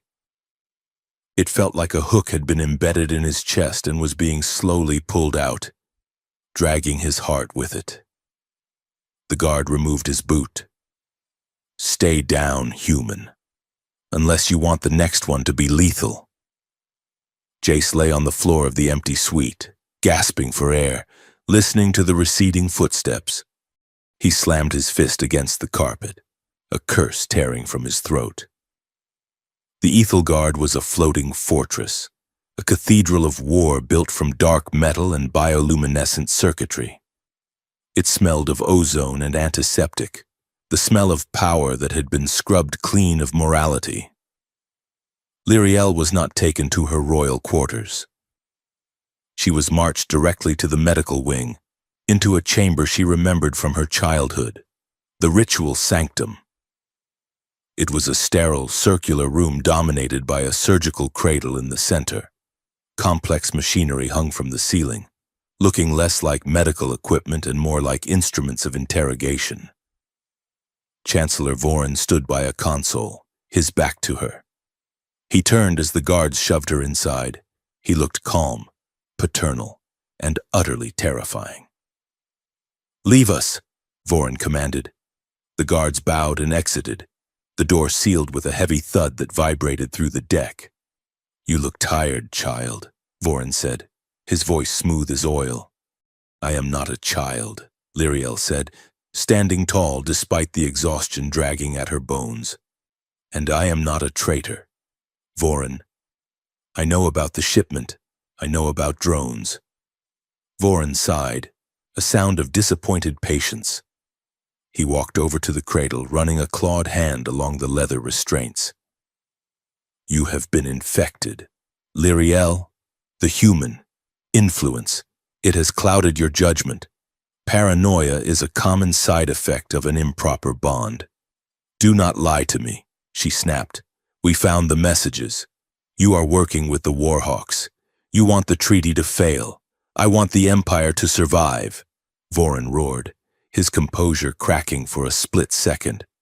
He took a breath, smoothing his robes. "Humans are a virus. They consume everything. This treaty is a slow death. A war is a quick surgery. We cut out the rot, and we heal." "By killing millions?" Lyriel asked, horrified. "By using me as bait? By making you a martyr," Voren corrected. "But that plan has evolved. The bond you formed with the human mongrel complicates things. It makes you volatile." He gestured to the cradle. "We must purify you." "Lyriel." The High Council agrees. "You cannot wed the Terran heir while your biology is enslaved to a security guard. This ritual will sever the connection.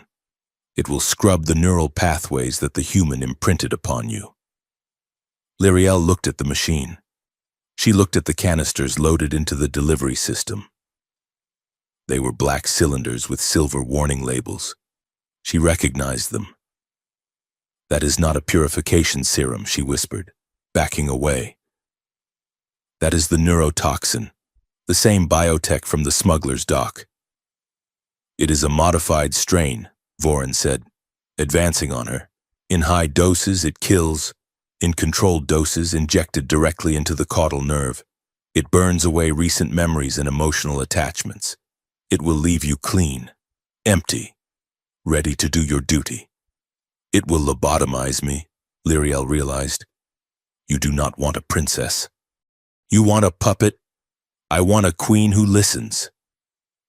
Voren lunged. Lyriel tried to dodge, but she was slow, weighed down by the stretching of the bond. Voren was old, but he was strong. He grabbed her arm, twisting it behind her back, and forced her toward the cradle. Two medical attendants, silent and masked, emerged from the shadows to strap her down. Station authority holding cell 4 was a box of gray concrete and bright lights. Jace sat at a metal table, his hands cuffed to the surface. Across from him sat a panel of 3 interrogators, a human station commander, a Terran intelligence officer, and a Karathi diplomat. Mr. Rowan, the intelligence officer said, flipping through a file. You are a difficult man to help. We have logs of you accessing restricted areas. We have footage of you engaging in unauthorized combat. And we have the testimony of Chancellor Voren, who claims you orchestrated the initial explosion to create an opportunity to assault the princess. Assault? Jace laughed, a dry, humorless bark. I saved her life. By grabbing her tail, the Karathi diplomat hissed, you exploited a biological vulnerability. You forced a bond to manipulate her, to gain access to high-level negotiations. I did not know what the hell a tail grab meant until you people told me, Jace shouted, straining against the cuffs. And I am not the one manipulating her. Voren is a respected statesman, the station commander said tiredly. You are a mercenary with a debt record and a history of insubordination. He is a traitor, Jace said, leaning forward. He is running weapons through the station. He tried to blow us up in the docking bay. He is planning to sabotage the treaty. We found no evidence of weapons in the docking bay. Mr. Rowan, the intelligence officer said, only a destroyed shuttle, conveniently destroyed while you were present, because he blew it up to hide the proof. Jace looked at them, desperate. Listen to me. He has taken her to the flagship. He is going to hurt her. You have to stop him. The Karathi diplomat stood up. The princess is undergoing a traditional cleansing ritual to remove the stain of your contact. She is safe. You, however, are facing extradition to a Terran penal colony. Jace stared at them. He felt a cold rage settling in his chest. They weren't listening. They were just following the script Voren had written for them. He closed his eyes. He reached out, not with his hands, but with his mind, searching for that hum, that connection he had spent the last 2 days trying to ignore. Lyriel, on the flagship. Lyriel screamed. The sound was ripped from her throat as the first needle slid into the base of her tail. The pain was white-hot, blinding. It wasn't just physical. It felt like acid being poured onto her soul. The attendants were efficient. They had strapped her wrists and ankles to the cradle. Her tail was clamped down in a separate restraint, the sensitive scales exposed for the procedure. Voren stood over her, watching the monitors. Initiate the sequence, he ordered. Lyriel squeezed her eyes shut, tears leaking out. She felt alone. She felt the darkness closing in. Then she felt him. It started as a thrum in the back of her mind, a steady rhythmic beat like a second heart. It wasn't fear. I didn't panic. It was anger. It was a cold, stubborn, immovable resolve. Hold on. She heard Jace's voice, not in her ears, but in her blood. She felt his fear, terrifying and vast. But she felt what lay beneath it. He was willing to tear the station apart to get to her. He was willing to be destroyed rather than let her be erased. He wasn't using her. He was fighting for her. The realization hit Lyriel like a shot of adrenaline. For her entire life, she had been told her body was a currency, her mind a liability, her emotions a weakness. Voren wanted to cut away the part of her that chose no. Lyriel's eyes snapped open. The golden flecks in her irises ignited, swirling into a vortex of pure light. "No!" she roared. The surge of bioelectric energy that exploded from her was not metaphorical. It was a feedback loop of the blooming, amplified by the neurotoxin and the bond. The monitors around the cradle sparked and blew out. Lyriel yanked her right arm. The leather strap groaned, then snapped. She didn't wait. She reached back and ripped the needle from her tail. A spray of violet blood hit the floor, but she didn't feel the pain. She felt only fire. The attendants lunged for her. "Restrain her!" Lyriel twisted her hips. Her tail, freed from the clamp, lashed out. It moved faster than the eye could follow. It struck the first attendant in the chest, throwing him across the room into a rack of surgical trays. Voren stumbled back, his eyes wide. "You are insane! I am awake!" Lyriel shouted.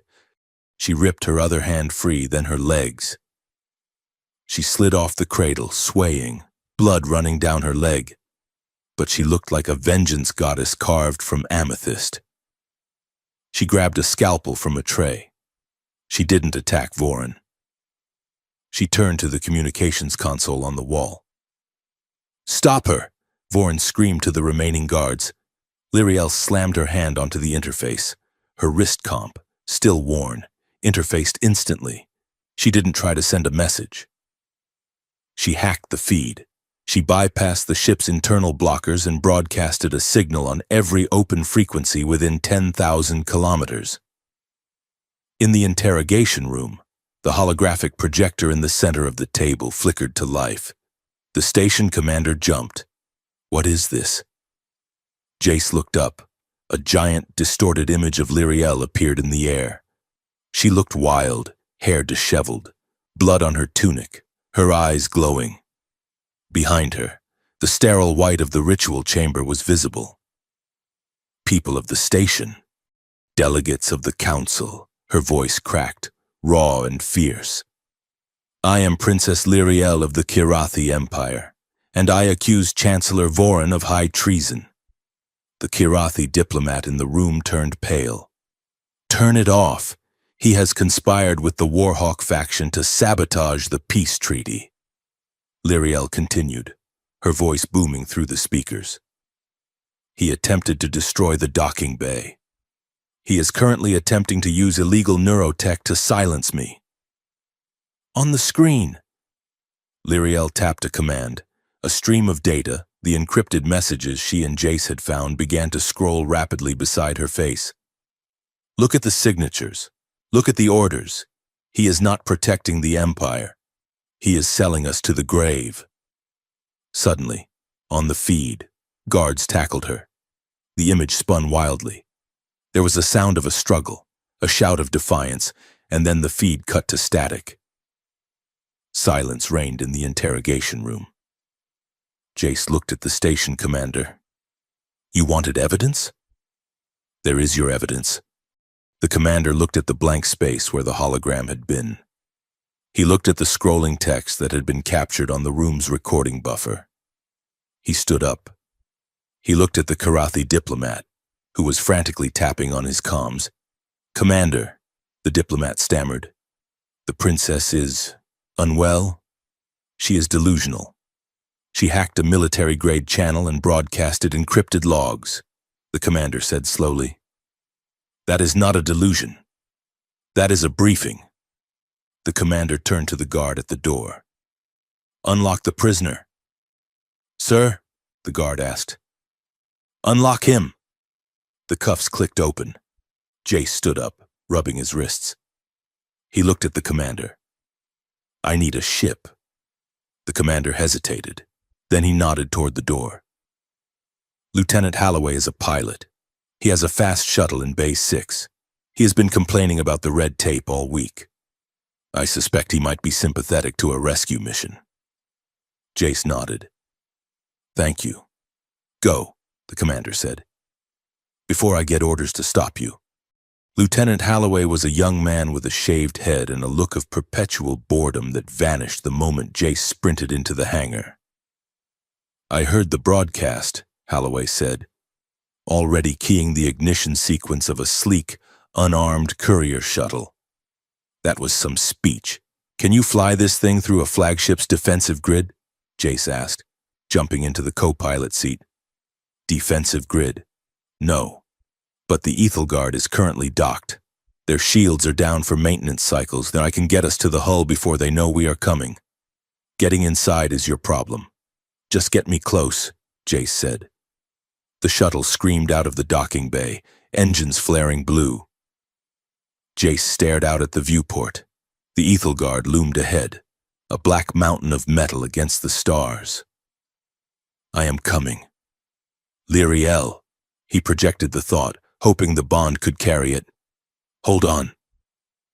Vorin stood over Lyriel, who was pinned to the floor by 3 guards. He was shaking with rage. You foolish, petulant child, he hissed. You have ruined everything. I exposed you, Lyriel spat, her face pressed against the cold tiles. You created confusion. Confusion can be managed, a tragic accident during the ritual. A reaction to the toxin.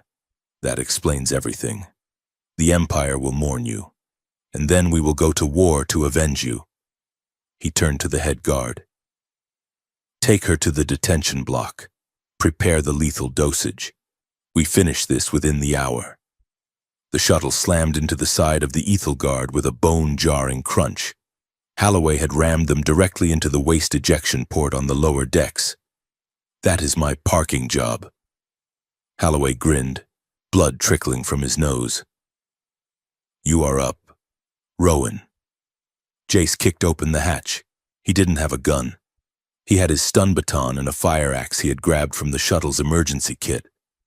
He sprinted into the steam-filled corridors of the flagship. He didn't need a map. He had a compass. The tug in his chest was violent now, a frantic screaming pull that guided him through the labyrinth of the ship. He bypassed patrols, sliding through maintenance vents. He knocked out a technician and stole a key card. He reached the detention block. 2 guards stood outside a heavy blast door. Jace didn't stop. He ran at them, screaming. The guards raised their rifles. Jace slid on his knees, swinging the axe. The flat of the blade hit the first guard in the knee, shattering the armor. As the guard fell, Jace spun, driving the stun baton into the second guard's neck. He grabbed one of their rifles. He slapped the keycard against the panel. The door hissed open. Inside. Lyriel was struggling against 2 more guards who were trying to force a mask over her face. Jace, she screamed. Jace raised the rifle and fired. 2 controlled bursts. The guards dropped, stunned. Lyriel scrambled up. She didn't run to the door. She ran to him. More guards were pouring into the corridor behind Jace. We have to move, Jace shouted. They ran. They moved through the ship like water. They reached a junction. Guards appeared from both sides. Back to back, Jace yelled. They slammed together. Jace fired down the left corridor, the rifle kicking against his shoulder. Lyriel faced the right. She didn't have a weapon. She used the environment. She grabbed a loose steam pipe, ripping it from the wall with adrenaline-fueled strength, and sprayed high-pressure vapor at the advancing soldiers. They fought in perfect synchronization. When Jace reloaded, Lyriel whipped her tail out, tripping an attacker who got too close. When Lyriel stumbled, Jace grabbed her harness and swung her out of the line of fire. It wasn't just training. It was the bond. Jace could see what she saw. He knew when she was going to duck before she moved. He knew exactly where to aim to cover her blind spot. They were a single organism with 2 bodies. This way, Lyriel shouted, pointing to a service hatch. The maintenance shafts. They connect to the engine room. They dove into the darkness of the shaft. Jace welding the hatch shut behind them with a few well-placed shots to the locking mechanism. They slid down a long chute, landing in a heap in a dim, red-lit compartment deep in the bowels of the ship. The hum of the massive engines vibrated through the floor. They were safe. For the moment, Jace rolled over, gasping for air. He looked at Lyriel. She was a wreck. Her tunic was torn, her hair a wild tangle, her skin smeared with violet blood and grease. She was beautiful. Lyriel scrambled over to him. Jace. She grabbed his face with both hands, checking him for injuries. Her eyes were frantic. You came. You actually came. I told you, Jace rasped, catching his breath. I follow you everywhere. Lyriel let out a sob that was half laugh. She collapsed against him, burying her face in his neck. Jace wrapped his arms around her, holding her so tight his muscles burned. The adrenaline crashed. The fear, the rage, the violence of the last hour drained away, leaving something raw and exposed in its wake. They sat there in the red gloom, the engine thrumming beneath them. Lyriel pulled back slightly, just enough to look at him. Her forehead rested against his. I was so scared, she whispered, not dying, but of dying without telling you. Tell me what? Jace asked, his voice barely audible over the machinery. That I want this, she said. She moved her hips, settling into his lap, her tail, heavy and warm, wound around his waist. It didn't stop there. It continued up, wrapping around his torso, binding them together in a knot of muscle and scale. It was the gesture she had described, the claim, the acceptance. I am terrified. Jace, she confessed, her breath mingling with his. The bond. It makes everything so loud. I feel your heart beating like it is inside my own chest. I feel your fear. I feel your desire. It is overwhelming. I know, Jace said. He reached up, running his thumb over the smudge of dirt on her cheek. I am scared too. I am scared I am going to hurt you. I am a soldier. Lyriel, I destroy things.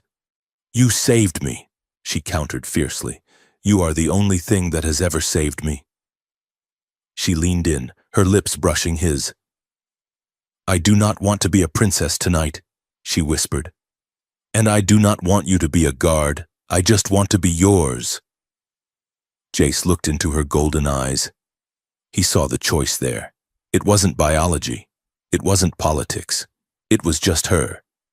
He stopped fighting. He stopped worrying about the war and the treaty and the future. Okay.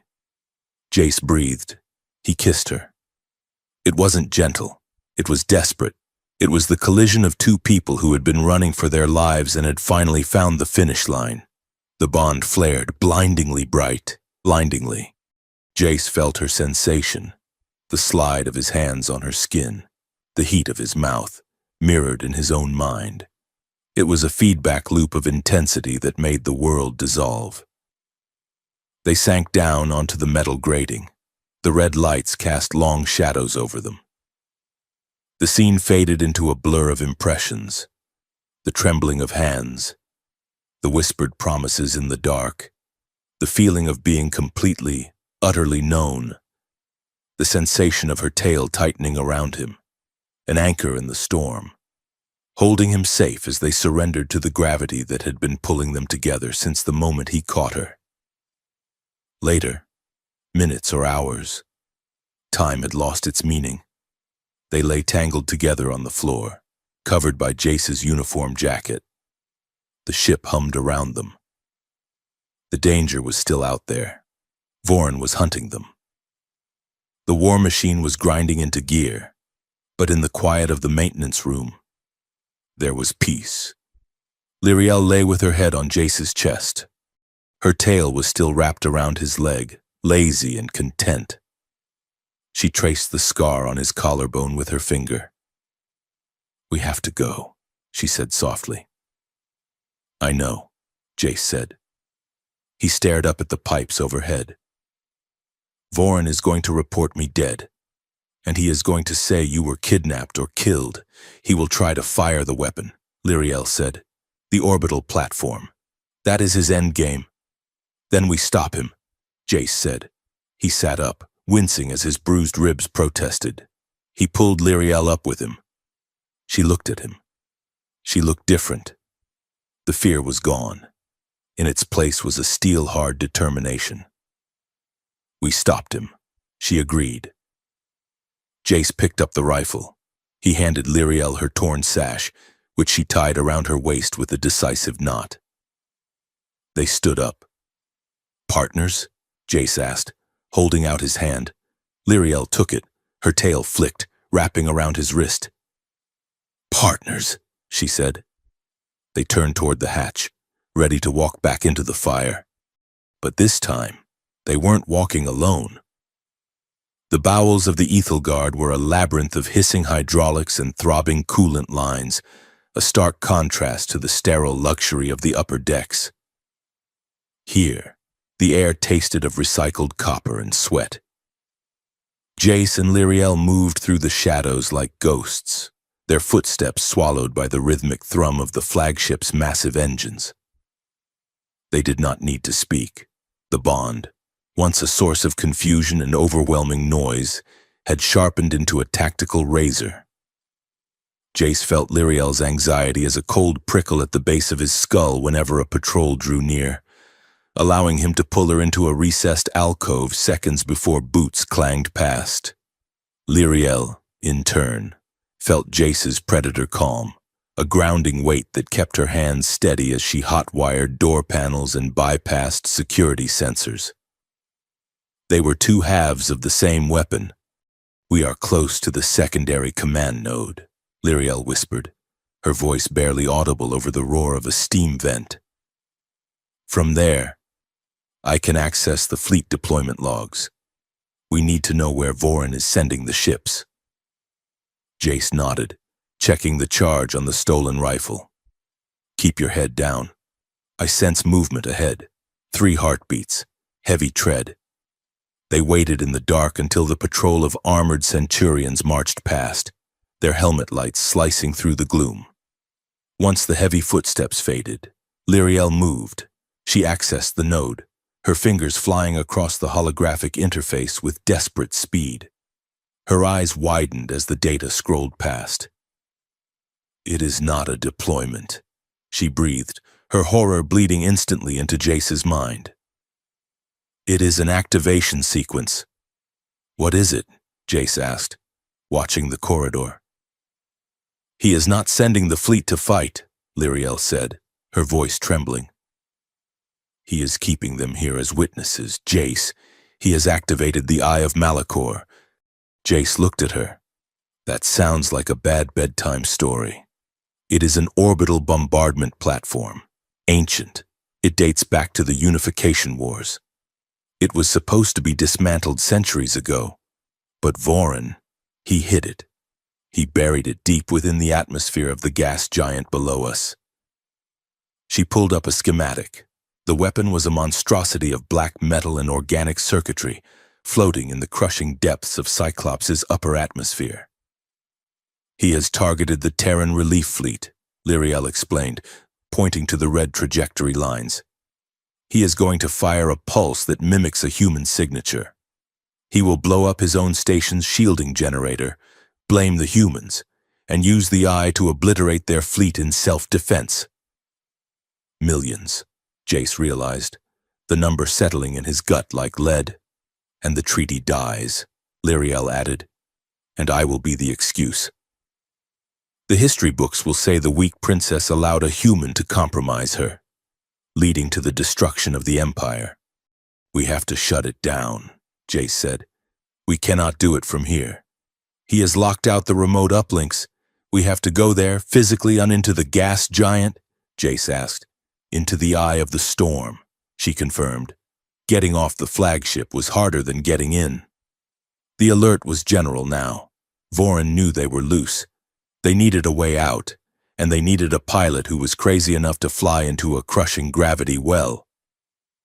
Lieutenant Holloway was waiting in the maintenance bay, guarding the stolen courier shuttle with a nervous energy that Jace felt from 50 feet away.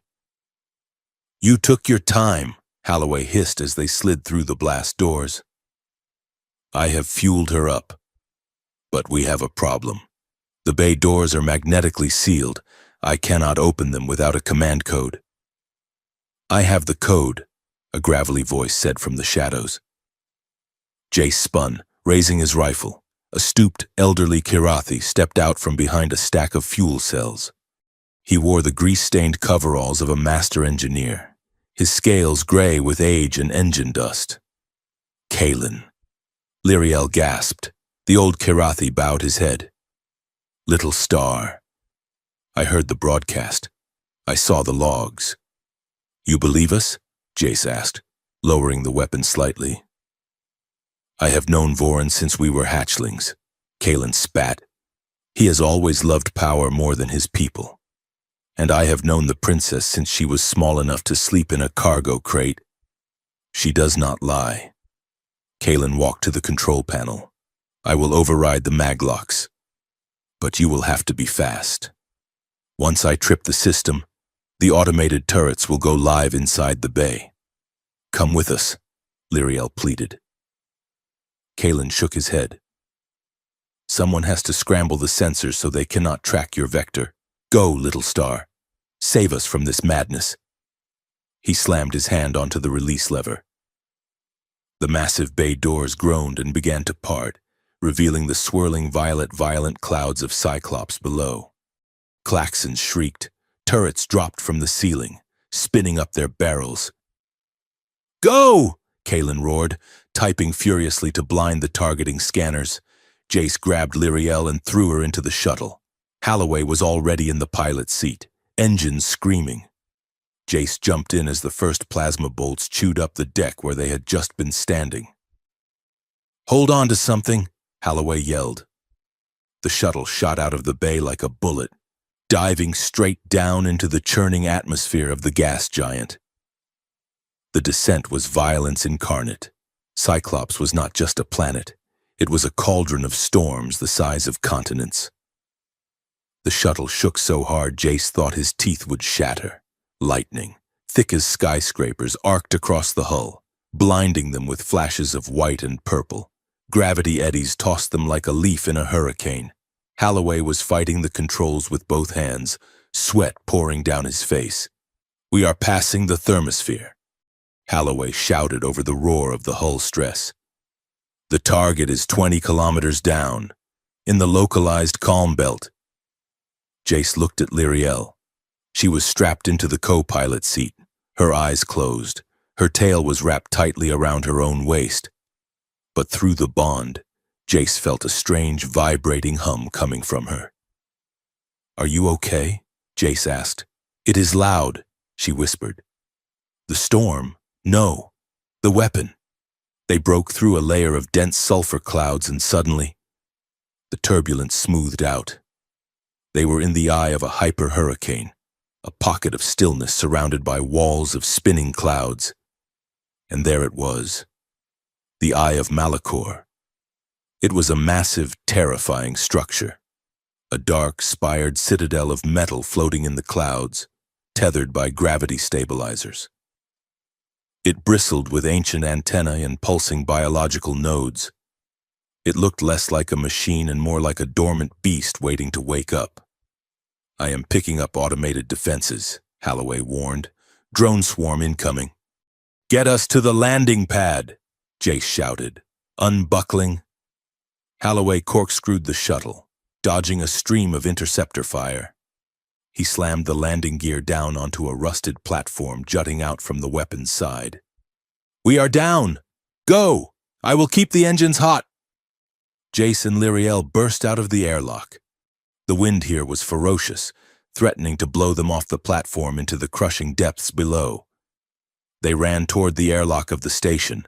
A squad of security constructs, hulking four-legged robots with glowing red eyes, blocked the path. Jace did not slow down. He activated his stun baton, cranking it to maximum overload. "Lyriel, the door." He slid under the first construct, jamming the baton into its knee joint. The machine sparked and collapsed. Jace rolled, coming up with the stolen rifle, and blew the sensor head off the second one. Lyriel reached the door. It was sealed with a biolock, pulsating with a sickly green light. She placed her hand on it. The door refused. "It is keyed to the old blood," she shouted.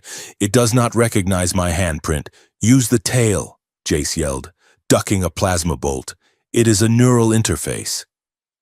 Lyriel hesitated only a second. She turned her back to the panel, her tail uncoiled, the tip seeking the interface port. She thrust the sensitive end into the biogel receptor. She screamed.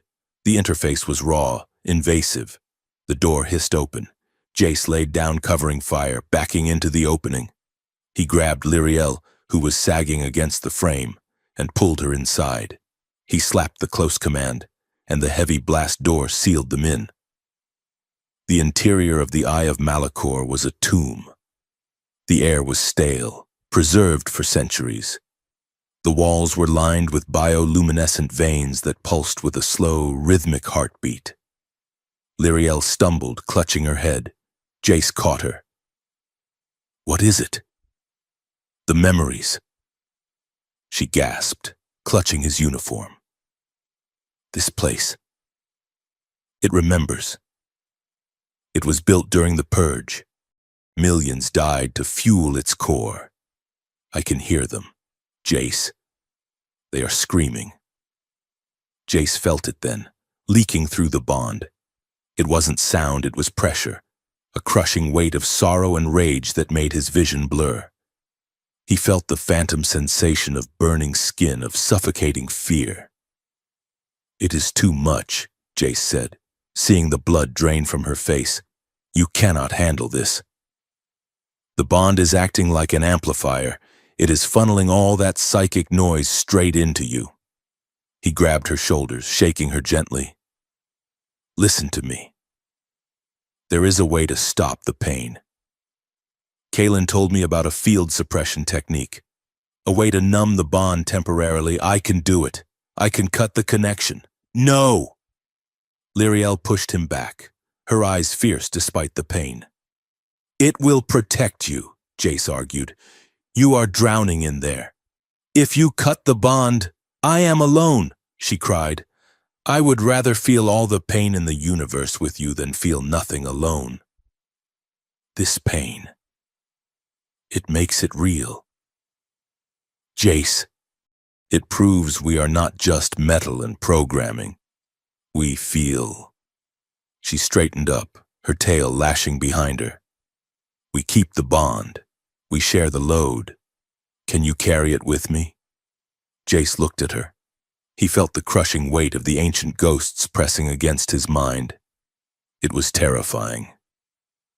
But then he felt her hand in his. "Yeah," Jace rasped. "I can carry it." He squeezed her hand. The bond flared, and for a moment, the psychic noise receded, pushed back by the sheer stubborn volume of their connection.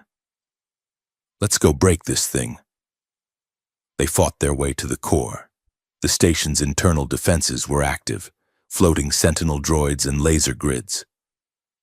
Jace moved with brutal efficiency, dismantling them with gunfire and brute force, while Lyriel hacked the environmental systems, venting steam to blind sensors and closing bulkheads to crush reinforcements. They reached the core chamber. It was a vast spherical room suspended over a reactor pit that glowed with a blinding white light. In the center, a narrow walkway led to the primary control interface. Standing above the interface was a massive hologram of Chancellor Vorin. "You are persistent. I will give you that." The giant projection boomed, his voice echoing off the walls. "Vorin!" Jace shouted, leveling his rifle. "And it is over. The logs are broadcast. The fleet knows. They know nothing until I tell them." Vorin sneered. "The weapon is primed. In 3 minutes, the Terran relief fleet will be ash, and the war will begin." He tapped a command on his remote console back on the flagship. The reactor beneath them began to whine. the light turning from white to an angry, pulsating red. "Lyriel, go!" Jace yelled. Lyriel sprinted for the walkway. Vorin laughed. "Defenses! Activate!" From the ceiling, 4 heavy combat constructs dropped. They were massive, armored killing machines armed with riot blades and suppression cannons. They landed between Jace and Lyriel. Jace didn't hesitate. He dropped his rifle, it was useless against that armor, and drew the fire axe he had kept from the shuttle. "Get to the core!" Jace roared. "I will hold them off!" He charged. It was suicide. Jace knew it, but he had to buy her time. He slid under the first construct's swing, swinging the axe with both hands into the hydraulic cluster of its leg. Oil sprayed. The machine staggered. Lyriel reached the interface. It was a pillar of obsidian and organic glass. She didn't have codes. She didn't have keys. She had her bloodline. She jumped onto the console, turning her back to the receptor. She jammed her tail into the port. The connection was instantaneous and violent. Lyriel arched her back, a silent scream tearing from her throat. Her body went rigid. Through the bond, Jace felt it. It felt like being electrocuted. His vision flashed white. He stumbled, taking a glancing blow from a construct's riot blade that cracked his ribs. "Focus!" Jace shouted inwardly, forcing the pain down. He ducked a decapitating swing, drove the axe spike into the construct's optical sensor, and ripped it free. Lyriel was fighting a different battle. She was inside the system. She was wrestling with the machine spirit of the weapon, a chaotic storm of kill commands and ancient hatred. Target locked, Terran fleet, firing in 60 seconds. "Override," Lyriel commanded, her mind screaming against the torrent of data. "Cancel targeting. Access denied. User unauthorized. Override requires total bio-neural synchronization." Total synchronization meant dropping the barriers. It meant letting the machine into her soul. Jace was losing. He was bleeding from a cut on his forehead. His left arm was numb. There were still 2 constructs standing. One of them grabbed him by the throat and lifted him off the ground. "Jace!" Lyriel screamed through the bond. "I am." "Fine," Jace choked out, kicking the machine in the chest plate. "Just do it." Lyriel made the choice. She dropped her mental shields. She opened the floodgates of her nervous system to the weapon. The bond between her and Jace turned into a conduit of fire. Jace felt her surrender. He felt the machine enter her mind. He roared, driving his thumbs into the construct's wrist joint, forcing it to drop him. He fell, gasping, and scrambled for a discarded plasma grenade. Lyriel, reroute it. Reroute the power. Where? Her thought panicked. "It has to go somewhere, the atmosphere," Jace thought back. "Dump it into the storm, make it a light show." Lyriel gritted her teeth. Her tail was burning, that her spine felt like it was fusing. She grabbed the firing vector in her mind and wrenched it. Target, atmospheric dispersal, maximum yield. Vorin's hologram flickered. "What are you doing? Stop!" The reactor groaned. The red light turned blindingly violet. The constructs froze, their power siphoned off by the sudden drain of the core. Jace collapsed, clutching his ribs. He watched Lyriel. She was shaking violently. The energy was pouring through her. Warning, biofeedback critical, neural overload imminent. Lyriel's voice whispered in Jace's head, soft and sad. "Jace, it is too much. If I hold it, I burn." "Then let go," Jace shouted. "I cannot. The cycle must complete. But you, the bond, it will kill you too." Jace crawled toward the walkway. "I am not leaving. Cut the bond. Jace, please, save yourself, and you can live." Jace dragged himself up the ramp. The heat was unbearable. "I am done surviving," Jace projected, his thought a roar of defiance. "I am done walking away. I choose you. Even if we burn together." He reached her. He didn't try to pull her out. He wrapped his arms around her waist, burying his face in her shoulder. He poured his own strength, his own stubborn refuse-to-die will into the bond. "Take it," he told her. "Take everything I have." Lyriel gasped. She drew on him. She drew on his grit, his years of holding the line when all hope was lost. She screamed, a sound of pure power. "Now!" The eye of Malachor fired, but it did not fire a beam of death. It erupted, a pulse of pure energy shot upwards, punching through the station's roof, through the storm clouds, and out into the void. But it didn't hit the fleet. It hit the magnetic field of the gas giant. The sky above Cyclops ignited, an aurora of impossible size, green, gold, violet, exploded across the hemisphere. It lit up the dark side of the planet like a second sun. It was beautiful. It was blinding. And woven into that signal was a data packet. The logs, the recordings, Voron's treason broadcast on every frequency in the sector. The station groaned. The core went dark. The backlash hit Lyriel. She went limp. Her tail slipped from the interface port. She fell backward, off the narrow walkway, into the dark pit of the cooling chamber below. "Lyriel!" Jace dove. He didn't think so. He threw himself over the edge. He caught her by the waist with his left arm, his boots hooking onto the railing of the walkway. The jolt nearly dislocated his shoulder. She was heavy. Her dead weight dragged him down. He was slipping. His boots were scraping on the metal. She was slipping from his arm. Her silk tunic was tearing. "No!" Jace reached out with his right hand. He couldn't reach her arm. He couldn't reach her hand. He grabbed the only thing he could reach, her tail. He seized it, his fingers locking around the muscular limb. The moment his hand closed around her tail, the world seemed to snap into focus. It wasn't the accidental grab of the festival. It wasn't the gentle hold of the medical bay. This was a lifeline. This was a desperate, clawing refusal to let go. The double contact, his arm around her waist, his hand gripping her tail, triggered a biological resonance that was deeper than anything they had felt before. It wasn't just a bond. It was a seal, a vow written in nerves and blood. Lyriel's eyes fluttered open. She looked up at him, dangling over the abyss. She felt his hand on her tail. She felt the pain, the pressure, and the absolute, unshakable safety of his grip. She didn't panic. The blooming fever didn't overwhelm her. Instead, a profound calm washed over her. She looked at his face, strained and sweating, teeth bared in effort. "Jace," she whispered. "I got you." Jace grunted, veins bulging in his neck. "I have got you. Do not let go." Lyriel smiled, weak tears spilling from her eyes. "If I have to be bound to anyone for the rest of my life," she whispered. "I'm glad it's you," Jace roared, muscles screaming, and hauled her up. He dragged her over the railing. They collapsed onto the metal grating of the walkway, tangled together, breathing in ragged gasps. The weapon was dead.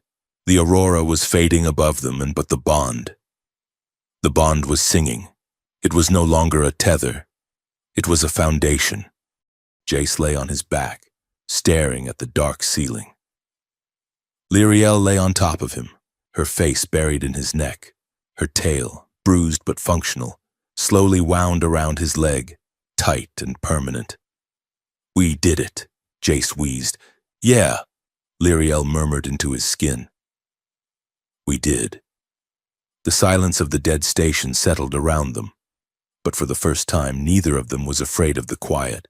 They had each other, and that was enough to face whatever came next. The shockwave of the eye of Malachor's discharge had not destroyed the Terran fleet, but the data packet it carried had shattered the political landscape of the sector. By the time Lieutenant Halloway set the battered stealth shuttle down on the flight deck of the Ethel Guard, the galaxy had changed. The holographic evidence of Chancellor Voron's treason was scrolling across every news feed, every military tactical display, and every datapad from Earth to the Karathi homeworld. The conspiracy was stripped naked in the harsh light of the aurora that still rippled across the gas giant's atmosphere. Jace and Lyriel walked down the shuttle's ramp into a hangar bay that was thick with tension. They were a sight that silenced the waiting crowd of deckhands and guards. Their clothes were torn and stained with coolant and blood. Jace favored his left leg, limping heavily. Lyriel looked as though she had walked through a hurricane, her hair wild, her tunic shredded. But they were unbroken, and they were undeniably connected. Lyriel's tail was not hidden. It was wrapped firmly around Jace's waist, resting against his hip in a possessive, stabilizing grip. His hand rested on her shoulder, not to restrain her, but to steady himself. They moved with a synchronized rhythm, a physical testament to the bond that had survived fire and betrayal. A squad of royal guards approached. They did not raise their weapons. Their captain removed his helmet, bowing low to Lyriel. "Your Highness," the captain said, his voice grave. "The High Council is convened in the Great Hall. Chancellor Voron is attempting to maintain order." "Take us to him," Lyriel commanded. Her voice was not loud, but it carried the weight of absolute authority. They marched through the corridors of the flagship. This time, no one tried to separate them. The crew pressed against the bulkheads to let them pass, whispering as they saw the human and the princess bound together. The Great Hall of the Ethel Guard was a cavernous amphitheater designed to intimidate. Rows of high seats were filled with the holographic projections of the Karathi High Council and the Terran Command. In the center of the room, physically present, stood Chancellor Voron. He looked diminished, a man trying to hold back a tidal wave with a bucket, shouting arguments at the silent, judging faces of his peers. The doors hissed open. Jace and Lyriel stepped inside. Silence fell over the chamber like a physical weight. Voron turned, his face twisted into a mask of hate. "You," Voron spat, "you should be dead. I am very hard to kill." "Chancellor," Lyriel said, her voice ringing clear in the acoustic perfection of the hall.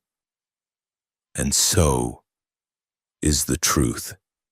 She stepped forward, dragging Jace slightly with her, or perhaps he was walking beside her. It was impossible to tell who was leading whom. Lyriel looked up at the council members. She looked at her mother's empty seat, then at the faces of the generals and diplomats who had treated her like a bargaining chip for 20 years. "You have seen the logs," Lyriel began.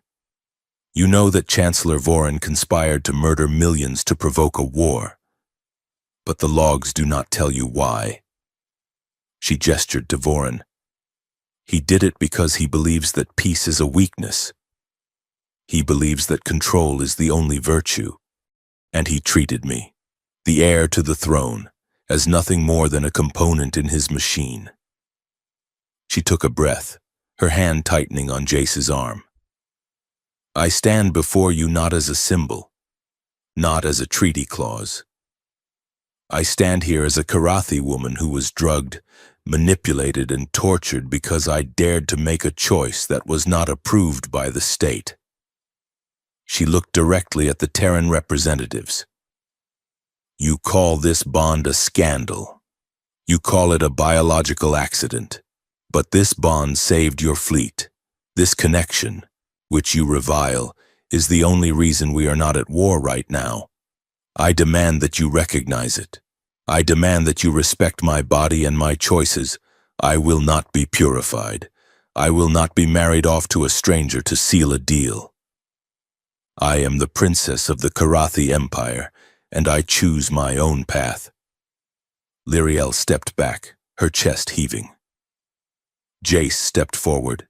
He looked out of place in the gleaming hall, a rough-edged human with a 3-day beard and a bruised face. But he stood tall. I am just a security guard, Jace said, his voice raspy. I did not ask for this. I grabbed a tail to stop a girl from falling into a hole. It was an accident. He paused, looking at the Terran Admiral. But look at how quickly you turned that accident into a weapon. You called me a monster. You called me a manipulator. And you, Jace, pointed to the Karathi elders. You called her contaminated. You were ready to lobotomize her to fix a political inconvenience. He shook his head. We were just pawns to you. Red and blue pieces on a board. But pawns bleed. Pawns feel pain. And if you want a piece that lasts longer than the ink on the paper, you have to stop treating people like ammunition. You cannot build a future on coerced bodies and silenced voices. That is not peace. That is just a quiet occupation. Jace looked at Lyriel. We are done being weapons. If you want peace, you build it with us. As we are bonded, flawed, and alive. A murmur ran through the holographic council. The tide had turned. Vorin stood alone in the center of the floor, his power evaporating mist. Enough! Vorin screamed. His hand dropped to a control panel on his wrist. If I cannot save the Empire from its weakness, I will burn the infection out. He slammed a command into his gauntlet. Jace heard the sound before anyone else, the high-pitched whine of a capacitor charging. It was coming from the decorative pillars behind Lyriel, hidden automated turrets, a failsafe for a paranoid tyrant. Jace did not think. He did not calculate. Get down! He threw himself across Lyriel, tackling her to the floor, shielding her body with his own. A plasma bolt, bright and searing, erupted from the pillar. It was meant for Lyriel's heart. It struck Jace in the back. The impact sounded like a thunderclap. The armor of his tactical vest absorbed the lethal heat, but the kinetic force was like being hit by a freight train. Jace grunted, a wet, agonizing sound, as his ribs cracked and the air was driven from his lungs. Jace! Lyriel screamed. Her scream was not just sound, it was a psychic shockwave. She felt Jace's pain hit her through the bond like a physical blow, but it was followed instantly by her own terror, her rage, and a love so fierce it felt like a supernova. She did not cower. She did not weep. She flooded the bond. She took that agony and turned it into power. From her position on the floor, pinned beneath Jace's heavy weight, she reached out with her mind. She slammed into the flagship's local network, using the backdoor codes they had stolen from the weapon platform. Override. The command wasn't typed, it was felt. It was a scream of command in the language of machines. The lights in the hall turned red. The turrets spun down, powering off with a dying whine. Vorin's wrist gauntlet sparked and shorted out, burning his skin. System lockout, a computer voice announced. Command authorization transfer, Princess Lyriel. Vorin stared at his dead gauntlet, then at the guards who were now advancing on him with weapons raised. It is over. Vorin, Lyriel hissed, her voice trembling with fury as she cradled Jace's head. Guards seized the Chancellor, dragging him to his knees. He did not struggle. He looked at Lyriel with the hollow eyes of a man who realizes he has become the villain of his own story. Lyriel did not look at him. She looked down at Jace. Jace? She whispered, her hands frantically checking his back. The armor was scorched, smoking, but it had held. Jace groaned, rolling onto his side. He coughed, wincing. That. He wheezed, squeezed, way harder than a tail hug. Lyriel let out a sob, pressing her forehead against his. You idiot. You heroic, stupid idiot. I am okay, Jace managed, though his face was pale, just winded, and I think I broke a rib. Again, medics. Lyriel roared at the council, her tail lashing the air like a whip. Get a medical team now. The recovery ward was quiet, the lights dimmed to a soothing amber. Jace lay in a bio bed, his torso wrapped in regenerative bandages. He felt floaty, the painkillers doing their job a little too well. He blinked his eyes open. Lyriel was there. She was sitting in a chair pulled right up to the edge of the mattress. She was wearing clean clothes, a soft civilian tunic, but she looked exhausted. She wasn't just sitting. She was wrapped around him. Her tail was coiled gently around his left wrist, then snaked down under the blanket to loop loosely around his ankle. It was a cocoon, a physical barrier between him and the rest of the universe. "Hey!" Jace croaked. Lyriel's head snapped up. Her eyes cleared instantly. "You are awake," she said softly.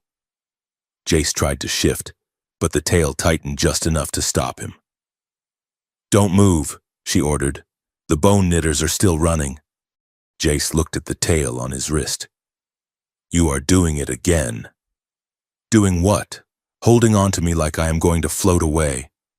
"I am ensuring your structural integrity," she lied, though a faint blush colored her cheeks. Jace smiled. It was a weak, lopsided thing, but it was real.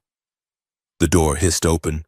Lieutenant Holloway, Kalen, and the sympathetic human officer from the station peeked in. "Is he decent?" Holloway whispered loudly. "Come in," Lyriel said, sitting back but not unwinding her tail. The small group filed in, looking relieved. "You scared us." "Rowan," Holloway said, leaning against the wall. "Taking a plasma bolt to the spine is generally considered bad for your health." "I have had worse," Jace muttered. "How is the war?" "Cancelled," Kalen rumbled. "The High Council annulled the marriage contract an hour ago. The Treaty of Unity is being rewritten. Vorin is in a holding cell awaiting trial for high treason." "And the princess?" Jace asked, looking at Lyriel. Lyriel squeezed his hand. "The princess has been granted a permanent seat in the diplomatic corps as an independent agent. No more regents, no more handlers." Jace let out a long breath. "So, we won. We won." Lyriel confirmed. There was a moment of silence, heavy with the relief of survival. Jace looked at his friends, then down at the alien limb wrapped lovingly around his arm. He let out a short, pained chuckle. "What is it?" Lyriel asked, narrowing her eyes.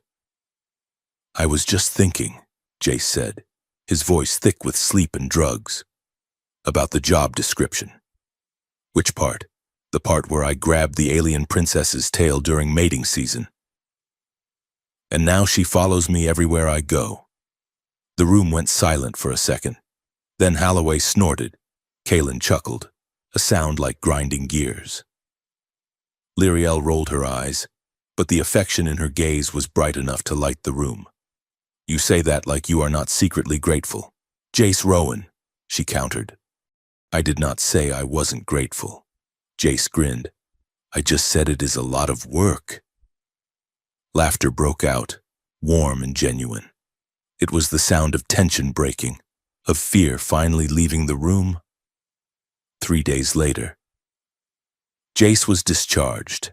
He found Lyriel on the observation deck of the royal suite.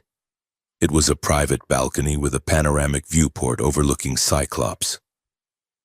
The storms were calm today, huge bands of serene peach and cream swirling below. Jace walked up behind her. He didn't limp anymore, though he moved with a careful stiffness. She didn't turn around. She didn't have to. Her tail, sensing his approach, uncoiled from the railing and reached out, brushing against his hand before wrapping around his wrist. "It is quiet," Jace said, standing beside her. "Too quiet," Lyriel admitted. "I keep waiting for the alarms." "The alarms are done for a while," Jace said. "Now comes the hard part. The paperwork." Lyriel rested her head on his shoulder. It was a natural movement now, fluid and easy. "I am scared," Jace, she whispered.